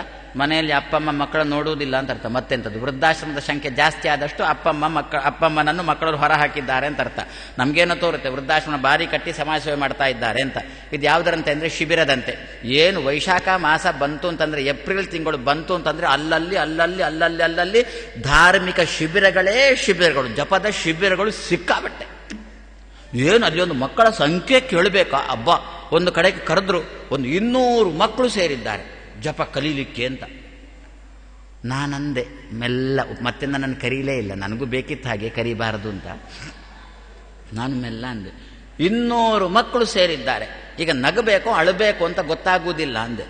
ಯಾಕೆ ಸ್ವಾಮಿ 200 ಮಕ್ಕಳು ಸೇರಿದಾಗ ಖುಷಿ ಪಡುವುದು ಬಿಟ್ಟು ನಗಬೇಕು? ಅಲ್ಲ, ಮನೆಯಲ್ಲಿ ಅಪ್ಪ ಅಮ್ಮ ಜಪ ಮಾಡದಿದ್ದದ್ದಕ್ಕಲ್ವ ಇಲ್ಲಿಗೆ ದಬ್ಬಿದ್ದು. ಮನೆಯಲ್ಲಿ ತಂದೆಗೆ ಒಳ್ಳೆಯ ಜಪ ಬರ್ತಿದ್ರೆ, ತಂದೆ ತಾನು ಜಪ ಮಾಡುವಾಗ ಉಪನಯನಾದ ಮಗನನ್ನು ಸಮೀಪದಲ್ಲೇ ಕೂತ್ಕೊಳ್ಳಿಸಿಕೊಂಡು ಅಪ್ಪ ಮಗನ ಹತ್ರ ನೀನು ಮಾಡು ಅಂತಂದ್ರೆ ನೀನು ಮಾಡಿದ್ಯಾ ಅಂತ ಕೇಳ್ತಾನೆ. ಮಕ್ಕಳಿಂದ ಬಯಸ್ಕೊಳ್ಳೋದು ಬೇಡ. ನಾವು ಜಪ ಮಾಡ್ತಾ ಇದ್ರೆ ಮಗು ತನ್ನಿಂತಾನೇ ಮಾಡಿಯೇ ಮಾಡುತ್ತೆ. ಅಪ್ಪ ಗಟ್ಟಿಯಾಗಿ ಮಂತ್ರ ಹೇಳಿದ್ರೆ ಮಗುವಿಗೆ 4 ದಿವಸ ಜಪ ಬರುವುದು ಖಂಡಿತ. ಹಾಗಾದ್ರೆ ಏನರ್ಥ? ಜಪದ ಶಿಬಿರಗಳು ಜಾಸ್ತಿ ಆಯಿತು ಅಂತಂದ್ರೆ ಮನೆಯಲ್ಲಿ ಜಪ ಮಾಡುವವರ ಸಂಖ್ಯೆ ಕಮ್ಮಿ ಆಯಿತು ಅಂತ ಅರ್ಥ ಅಲ್ವೋ ಇದಕ್ಕೆ? ಆದ್ರಿಂದ ನಾನು ಅದರ ಬಗ್ಗೆ ಏನು ಹೇಳೋಲ್ಲ. ಅಂತೂ ಮನೆಯಲ್ಲಿ ವೃದ್ಧರು ಇರಬೇಕು, ಮನೆಯಲ್ಲಿ ಹಿರಿಯರು ಇರಬೇಕು. ಯಾಕೆ? ಇಂಥದ್ದೆಲ್ಲ. ಅವಾಗ ಅದರಲ್ಲಿ ಒಬ್ಬ ವೃದ್ಧ ಅಂದ, ಒಬ್ಬ ಮುದುಕ ಅಂದ, ರಾಜನಿಗೆ ತಿಳಿಸೋದು ನನ್ನ ಕೆಲಸ, ನಾನು ಹೋಗುತ್ತೇನೆ ಅಂದ. ಅವಾಗ ಯಾರೋ ಅಂದ್ರು, ಹೋಗ್ಲಿ, ಹೇಗೂ ಸಾಯ್ಲಿಕ್ಕೆ ತಯಾರಾದವು, ಹೋಗ್ಲಿ ಅಂತಂದ್ಬಿಟ್ಟು ಹೋಗಿ ಹೇಳಿದ. ರಾಜ ಕೇಳಿದ, ಹೇಗಿದ್ದಾನೆ ಅಂತ ಕೇಳಿದ. ಚೆನ್ನಾಗಿದೆ ಅಂದ. ಮತ್ತೇನು ಬಂದಿ? ಮತ್ತೇನಿಲ್ಲ, ಅದು ಕಣ್ಣು ಒಂಚೂರು ಅಲುಗಾಡಿಸ್ತಾ ಇಲ್ಲ. ಅಷ್ಟೇ ತಾನೆ, ಅದ ಕಿಲಿ ತನಕ ಬರಬೇಕಾ? ಅಲ್ಲ, ಮೊದಲು ಕಿವಿ ಅಲುಗಾಡ್ತಿತ್ತು, ಈಗ ಕಿವಿ ಒಂಚೂರು ಅಲುಗಾಡುವುದು ನಿಂತಿದೆ ಅಂತಂದ. ಸರಿ ಅಷ್ಟೇ, ಕಣ್ಣು ಅಡ್ಡಿ ಇಲ್ಲ ಬಿಡು, ನನಗೇನು ತೊಂದರೆ ಇಲ್ಲ. ಮತ್ತೆ ಬಾಲನು ಅಲುಗಾಡಿಸ್ತಾ ಇಲ್ಲ, ಕಾಲು ಅಲುಗಾಡಿಸ್ತಾ ಇಲ್ಲ, ಸೊಂಡಿಲು ಅಲುಗಾಡಿಸ್ತಾ ಇಲ್ಲ, ಹೊಟ್ಟೆನೂ ಮೇಲೆ ಕಡೆಗೆ ಹೋಗ್ತಾ ಇಲ್ಲ. ರಾಜನಿಗೆ ಬಂತು ನೆತ್ತಿಗೆ ಪಿತ್ತ. ರಾಜ ಅಂದ, ಸತ್ತಿತು ಅಂತ ಹೇಳೋ ಅಂದ. ಅದು ನೀವು ಹೇಳಬೇಕು ಅಂತಂದ. ಮುಗಿದೋಯ್ತು. ಕಣ್ಣು ಅಲುಗಾಡಿಸುವುದಿಲ್ಲ, ಕೈ ಅಲುಗಾಡಿಸುವುದಿಲ್ಲ, ಕಾಲು ಅಲುಗಾಡಿಸುವುದಿಲ್ಲ, ಬಾಲ ಅಲುಗಾಡಿಸುವುದಿಲ್ಲ, ಹೊಟ್ಟೆ ಮೇಲೆ ಕೆಳಗೆ ಹೋಗ್ತಾ ಇಲ್ಲ. ಏನಾಗ್ತಾ ಇಲ್ಲ ಅಂದ್ರೆ ಸತ್ತಿದೆ ಅಂತ ಅರ್ಥ ಅಲ್ವೋ? ಅದೇ ರೀತಿಯಲ್ಲಿ ಕಣ್ಣಿಲ್ಲ, ಕೈ ಇಲ್ಲ, ಕಾಲಿಲ್ಲ, ಕಿವಿ ಇಲ್ಲ, ಮೂಗಿಲ್ಲ, ಬಾಯಿ ಇಲ್ಲ, ಹೊಟ್ಟೆ ಇಲ್ಲ, ತೊಡೆ ಇಲ್ಲ, ಏನೂ ಇಲ್ಲ, ದೇವರು ಇದ್ದಾನೆ. ಏನರ್ಥ? ವಾದಿರಾಜರು ಇದನ್ನೇ ಕೇಳ್ತಾ ಇದ್ದಾರೆ. ಅದಕ್ಕೆ ವಾದಿರಾಜರ ಗ್ರಂಥಕ್ಕೆ ಯುಕ್ತಿ ಮಲ್ಲಿಕಾ ಅಂತ ಹೆಸರು. ಅರ್ಥ ಆಯ್ತಲ್ಲ ಈಗ? ಅವರು ದೇವರನ್ನು ನಿರಾಕಾರ ಅಂತಂದ್ರಲ್ವ ಮಾಯಾವಾದಿಗಳು. ಯಾವುದೇ ಆಕಾರ ಇಲ್ಲ ಅಂತಂದ್ರಲ್ಲ. ನಮಗಾದ್ರೊಂದು ಆಕಾರ ಉಂಟಲ್ಲ, ಈ ಮೇಜಿಗೊಂದು ಆಕಾರ ಉಂಟಲ್ಲ, ಧ್ವನಿವರ್ಧಕಕ್ಕೊಂದು ಆಕಾರ ಉಂಟಲ್ಲ, ಪ್ರತಿಯೊಂದು ವಸ್ತುಗೊಂದು ಆಕಾರ ಉಂಟಲ್ಲ. ಆಕಾರ ಇಲ್ಲ ಅಂದ್ರೆ ಇಲ್ಲ ಅಂತ ಅರ್ಥ ಅಲ್ವ? ಅಲ್ಲ, ನೀವು ಕೇಳ್ಬೋದು, ಸ್ವಾಮಿ ಆಕಾಶಕ್ಕೆ ಏನು ಆಕಾರ ಅಂತ. ಯಾವ ತಟ್ಟೆ ಇಟ್ಟಿದ್ಯೋ ಆ ತಟ್ಟೆ ಆಕಾರ. ತಟ್ಟೆಯೊಳಗೆ ಆಕಾಶ ಉಂಟಲ್ಲ, ತಟ್ಟೆಯೊಳಗಿರತಕ್ಕಂಥ ಆಕಾಶಕ್ಕೆ ಯಾವ ಆಕಾರ? ತಟ್ಟೆದ್ದೇ ಆಕಾರ. ತಟ್ಟೆಯಲ್ಲಿರತಕ್ಕಂಥ ನೀರಿಗೆ ಯಾವ ಆಕಾರ? ತಟ್ಟೆದ್ದೇ ಆಕಾರ. ತಟ್ಟೆಯೊಳಗಿರತಕ್ಕಂಥ ಗಾಳಿಗೆ ಯಾವ ಆಕಾರ? ತಟ್ಟೆದ್ದೇ ಆಕಾರ. ಪುಗ್ಗದೊಳಗೆ ಇರತಕ್ಕಂಥ ಗಾಳಿಗೆ ಯಾವ ಆಕಾರ? ಪುಗ್ಗದ್ದೇ ಆಕಾರ. ಪ್ರತಿಯೊಂದು ವಸ್ತು ಅಂತ ಅಂದ್ರೆ ಅದಕ್ಕೊಂದು ಆಕಾರ ಬೇಕು. ದೇವರು ಅಂತ ಹೇಳಿದ್ರು, ಆಕಾರ ಇಲ್ಲ ಅಂತಂದ್ರು. ವಾದಿರಾಜರಂತ ಇದ್ದಾರೆ. ಹಾಗಾದ್ರೆ ಅಂದ ಇದು ಒಂದು ಬೈಯುವುದೇ ಅಲ್ವೋ? ದೇವರು ಏನು ಕುರುಡ? ಯಾಕೆ? ಕಣ್ಣಿಲ್ಲ. ಕಣ್ಣಿಲ್ಲದವ್ರನ್ನು ಕುರುಡ ಅಂತ ಕರೆಯುವುದು. ದೇವರು ಕುರುಡ, ದೇವರು ಕಿವುಡ, ದೇವರು ಮೂಗ, ದೇವರು ಚೊಂಟ. ನನಗೆ ಅದಕ್ಕೆ ಏನು ಶಬ್ದ ಹೇಳಬೇಕು ಅಂತ ಗೊತ್ತಿಲ್ಲ. ಅಂದರೆ ಕೈ ಇಲ್ಲ, ಕಾಲಿಲ್ಲ. ವಾದಿರಾಜರಂದ್ರು, ದೇವರನ್ನು ಈ ರೀತಿ ಹೇಳತಕ್ಕಂಥವರ ಗ್ರಂಥಕ್ಕೆ ನಾನು ಅರ್ಥ ಬರೀಬೇಕಾ? ದೇವರನ್ನು ಬಯ್ಯತಕ್ಕಂತಹ ಮತಕ್ಕೆ ನಾನು ಅದರ ಅನುಚಾರಿಯಾಗಿ ನಾನು ಹೋಗಬೇಕಾ? ಆದ್ರಿಂದ ನನಗೆ ಏನಾಯಿತು ಅಂತಂದ್ರೆ, ಅತಃ ಮಾಯಾವಾದ ಮತಾತ್ ಅತಿ ಜುಗುಪ್ಸಿತಾತ್. ಒಬ್ಬ ಸ್ವಲ್ಪ ವಿವೇಚನೆ ಉಳ್ಳವ, ಯಾರೇ ಆಗಲಿ ಸ್ವಲ್ಪ ವಿವೇಚನಾ ಶಕ್ತಿ ಉಳ್ಳವ, ಮಾಯಾವಾದ ಮತ ಸರಿ ಇಲ್ಲ ಅಂತ ಅವನಿಗೆ ಯಾರು ಹೇಳಬೇಕಾಗಿಲ್ಲ, ತಾನೇ ತಿಳ್ಕೊಳ್ತಾನೆ. ಮಾತ್ರ ಓದಬೇಕದನ್ನು. ಓದದೇ ಅಲ್ಲ, ದುರಾಗ್ರಹ ಅಲ್ಲ, ಆ ಗ್ರಂಥವನ್ನು ಓದಬೇಕು. ಓದಿ ತಾನಾಗಿ ತಿಳ್ಕೊಳ್ಳಿಕ್ಕೆ ಬರುತ್ತೆ. ಅವರ ದೇವರು ಎಂತವ ಅಂತ ತಿಳ್ಕೊಳ್ಳಿಕ್ಕೆ ಬರುತ್ತೆ. ಆ ದೃಷ್ಟಿಯಿಂದ ನಾನು ಅವರ ಯಾವ ಗ್ರಂಥಕ್ಕೂ ವ್ಯಾಖ್ಯಾನ ಮಾಡಲಿಕ್ಕೆ ಹೋಗದೆ ಇನ್ನೂ ತುಂಬ ಉಂಟು ನೋಡಿ. ಆ ಮಾಯಾವಾದಿಗಳ ಮತದಲ್ಲಿ ದೇವರ ಬಗ್ಗೆ ಚಿತ್ರಣ ಒಂದು ಕೊಟ್ಟೆ ಅಲ್ವೋ? ಏನು ಅಂತ, ನಾನೇ ದೇವರು ಅಂತ ಒಂದು ಚಿತ್ರಣ. ಹಾಗಾದ್ರೆ ನನಗೆ ಬೈದ್ರೆ ದೇವರಿಗೆ ಬೈದಂತೆ ಆಯ್ತಾ? ಒಂದು. ಎರಡನೇದ್ದು, ದೇವರಿಗೆ ಯಾವುದೇ ಆಕಾರ ಇಲ್ಲಲ್ಲ. ಮೂರನೇದ್ದು, ದೇವರಲ್ಲಿ ಯಾವುದೇ ಗುಣಗಳಿಲ್ಲ, ನಿರ್ಗುಣ ಅಂತ ಕರೀತಾರೆ. ನಮ್ಮಲ್ಲಿ ಒಂದು ಜ್ಞಾನ ಅಂತ ಒಂದು ಗುಣ ಉಂಟಲ್ಲ, ಸ್ವಲ್ಪ ನೆಮ್ಮದಿ ಅಂತ ಆದ್ರೂ ಗುಣ ಉಂಟಲ್ಲ. ದೇವರಿಗೆ ಜ್ಞಾನ ಇಲ್ಲ ಅಂತೆ, ದೇವರಲ್ಲಿ ನೆಮ್ಮದಿ ಇಲ್ಲ ಅಂತೆ, ದೇವರಿಗೆ ಔದಾರ್ಯ ಇಲ್ಲ ಅಂತೆ. ನಿರ್ಗುಣ ಅಂತಂದ್ರು. ಇನ್ನೂ ಬೇಕಾ? ಮಾಯಾವಾದಿಗಳಿಗೆ ದೇವರ ಮೇಲೆ ಮತ್ಸರ ಇದೆ, ಆದ್ದರಿಂದ ಮಾಯಾವಾದಿಗಳ ಬಗ್ಗೆ ನಾನು ಅವರ ಪುಸ್ತಕಕ್ಕೆ ನಾನು ಅರ್ಥ ಬರೆಯೋಲ್ಲ. ಏನು ಮತ್ಸರ ಇದೆ ಅವರಿಗೆ? ನೋಡಿ, ಲೋಕದಲ್ಲಿ ಮತ್ಸರಿಗಳ ಕ್ರಮ ಏನು? ನಾನೇನೋ ಒಂದು ಸಮಾಜಕ್ಕೆ ಉಪಕಾರ ಮಾಡಿದೆ ಅಂತ ಇಟ್ಟುಕೊಳ್ಳೋಣ. ಏನು ಅದೇ ವೃದ್ಧಾಶ್ರಮ ಕಟ್ಟೋದು, ಬಾವಿ, ಸರೋವರ ಇದನ್ನೆಲ್ಲೇನೋ ನಿರ್ಮಾಣ ಮಾಡಿ ಸಮಾಜಕ್ಕೆ ಉಪಕಾರ ಆಗಲಿ ಅಂತ ಕೊಟ್ಟಿದ್ದೇನೆ ಅಂತ ಭಾವಿಸ್ಕೊಳ್ಳಿ. ಸರಿ, ಪತ್ರಿಕೆಯಲ್ಲೆಲ್ಲ ಬಂತು, ಭಾರಿ ಪ್ರಚಾರ ಸಿಕ್ಕಿತು. ನನಗೊಬ್ಬ ಆಗದವ ಇದ್ದಾನೆ. ಅವ ಏನಂತಾನೆ? ಅದೆಲ್ಲ ಸುಳ್ಳು ಅಂತಾನೂ ಇಲ್ಲೋ, ಅದೆಲ್ಲ ಏನು ಮಾಡಿದ್ದವರು, ಅದೆಲ್ಲ ಸುಳ್ಳು, ಸುಮ್ಮನೇನೋ ಪ್ರಚಾರಕ್ಕೆ ಮಾಡಿದ್ದಾರೆ. ಆ ಕೊಳದಲ್ಲಿ ನೀರು ಇಲ್ಲ, ಎಂಥದ್ದು ಇಲ್ಲ, ಉದ್ಘಾಟನೆ ಆಗುವ ದಿವಸ ಒಂಚೂರು ತುಂಬಿಸಿದ್ದಾರೆ ಅಷ್ಟೇ, ಮತ್ತೆ ಅದು ಒಣಗಿ ಹೋಗಿದೆ. ಏನು ಎಲ್ಲ ಸುಳ್ಳು ಅಂತಂದ್ರೆ ಏನರ್ಥ? ನನ್ನ ಮೇಲೆ ಮತ್ಸರ ಅಂತ ಅರ್ಥ ಅಲ್ವೋ? ನಾನು ಬೆಳಕಿಗೆ ಬರೋದು ಅವನಿಗೆ ಖುಷಿ ಇಲ್ಲ ಅಂತ ಅರ್ಥ ಅಲ್ವೋ? ನನ್ನ ಮೇಲೆ ಮತ್ಸರದಿಂದ ತಾನೇ ಅದೆಲ್ಲ ಸುಳ್ಳು, ಅದೆಲ್ಲ ಏನು ಸರೋವರ ಮಾಡಿದ್ದೆಲ್ಲ ಸುಳ್ಳಪ್ಪ, ಅದೆಲ್ಲ ಎಂಥದಿಲ್ಲ, ಏನು ಸಮಾಜವೆಲ್ಲ ಸುಳ್ಳು ಅಂತ ಹೇಳೋದು ನನ್ನ ಮೇಲೆ ಮತ್ಸರದಿಂದ. ಅವರ ಹತ್ರ ಕೇಳಿ, ಮಾಯಾವಾದಿಗಳ ಹತ್ರ ಕೇಳಿ, ಅವ್ರೇನಂತಾರೆ ಗೊತ್ತಾ? ಸರೋವರ ಸುಳ್ಳು, ಮನೆ, ಮಠ, ಆಸ್ತಿ ಪಾಸ್ತಿ, ಪಂಚಭೂತಗಳ ನಿರ್ಮಾಣ ಸುಳ್ಳು, ಎಲ್ಲ ಸುಳ್ಳು, ಯಾವುದು ಇಲ್ಲಪ್ಪ ಅದೆಲ್ಲ ಸುಳ್ಳು. ಇದು ಯಾರ ಮೇಲೆ ಮತ್ಸರ? ದೇವರ ಮೇಲೆ ಮತ್ಸರ ಅಲ್ವೋ? ಒಬ್ಬ ಸಮಾಜದ ವ್ಯಕ್ತಿ ಸಾಮಾಜಿಕವಾಗಿ ಕೆಲಸ ಮಾಡಿದ್ದನ್ನು ನಾವು ಸುಳ್ಳು ಅಂತ ಹೇಳೋದು ಯಾವಾಗ? ಅವನ ಮೇಲೆ ನಮಗೆ ಮತ್ಸರ ಇರುವಾಗ. ಅದೇ ರೀತಿಯಲ್ಲಿ ಭಗವಂತನ ಸೃಷ್ಟಿಯನ್ನು ಸುಳ್ಳು ಅಂತ ಹೇಳ್ತಾ ಇದ್ದಾರೆ ಮಾಯಾವಾದಿಗಳು. ಯಾಕೆ? ಅವರಿಗೆ ಭಗವಂತನ ಮೇಲೆ ಮತ್ಸರ ಅಂತ ಇದರಿಂದ ಗೊತ್ತಾಗುವುದಿಲ್ವೋ? ಯಾರಿಗೆ ದೇವರ ಮೇಲೆ ಮತ್ಸರ ಉಂಟೋ ಅಂತವರ ಗ್ರಂಥಕ್ಕೆ ನಾನು ಅರ್ಥ ಬರೆಯೋಲ್ಲ. ಆದ್ದರಿಂದ ನನಗೆ ತೋರಿದ್ದು 5 ಕಾರಣ ನನಗೆ ಸಿಕ್ಕಿದೆ. ಮಧ್ವರ ಗ್ರಂಥಕ್ಕೇನೆ ನಾನು ಯಾಕೆ ಅರ್ಥ ಬರೆಯುತ್ತೇನೆ ಎನ್ನುವುದಕ್ಕೆ ನನಗೆ 5 ಕಾರಣ ಸಿಕ್ಕಿದೆ. ಈ 5 ಕಾರಣ ಇದ್ದದ್ದಕ್ಕೆ ನಾನು ಮಧ್ವರ ಗ್ರಂಥಕ್ಕೆ ಅರ್ಥ ಬರೀತೇನೆ. ಏನದು 5 ಕಾರಣ? ಓದಿ ಬಿಡ್ತೇನೆ 5 ಕಾರಣವನ್ನು. ವಿವರಣೆ ನಾಳೆ ದಿವಸ ನೋಡೋಣ. ಏನದು? ಪರತ್ವಾತ್ 1, ನಿಷೇಧತ್ವಾತ್ 2, ಅಂತೆ ಸಿದ್ಧೇಹೆ 3, ಪ್ರಭುಸ್ತುತೇಹೆ 4, ನಾಮ್ನಾಚ 5. 1 ನಂತರದಲ್ಲಿ ಬಂದದ್ದು ಅಂತ. 1 ಪರತ್ವಾತ್ ನಂತರದಲ್ಲಿ ಬಂದದ್ದು. 2ನೇದ್ದು ಹಿಂದೆ ಬಂದದ್ದನ್ನು ಬಡಿಯುತ್ತೆ, ನಿಷೇಧತ್ವಾತ್. ಹಿಂದಿನವರು ಹೇಳಿದ್ದು, ದೇವರ ಬಗ್ಗೆ ಹೇಳಿದ್ದು ಸರಿ ಇಲ್ಲ ಅಂತ ಘಂಟಾಘೋಷವಾಗಿ ಹೇಳ್ತಾ ಉಂಟು, ನಿಷೇಧತ್ವಾತ್ 2.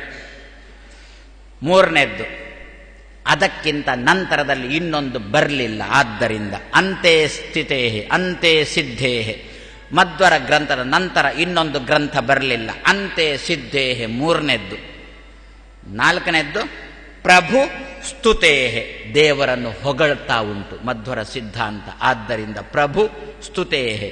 5ನೇದ್ದು ನಾಮ್ನಾ, ನಾಮ ಅಂದರೆ ಹೆಸರು, ತತ್ವವಾದ ಎನ್ನತಕ್ಕಂಥ ಹೆಸರು. ಈ 5 ಕಾರಣಗಳು ನನಗೆ ಸಿಕ್ಕಿತು, ಆದ್ದರಿಂದ ಮಧ್ವರ ಗ್ರಂಥಕ್ಕೆ ನಾನು ವ್ಯಾಖ್ಯಾನ ಮಾಡ್ತಾ ಇದ್ದೇನೆ ಅಂತ ವಾದಿರಾಜು. ಈ 5 ಕಾರಣಗಳ ವಿವರಣೆಯನ್ನು ನಾಳೆ ದಿವಸ ನೋಡೋಣ. ಯಾಕೆಂದ್ರೆ ಈಗ ಭರತನಾಟ್ಯದ ಜನ ಬರಲಿಕ್ಕೆ ಶುರುವಾದ್ರು, ಆದ್ರೆ ನಾವು ಹೋಗುವುದು ಒಳ್ಳೆಯದು ಅಂತ ಹೇಳ್ತಾ ನಾಳೆ ಸಾಯಂಕಾಲ 6 ಗಂಟೆಗೆ ಪುನಃ ಸೇರೋಣ.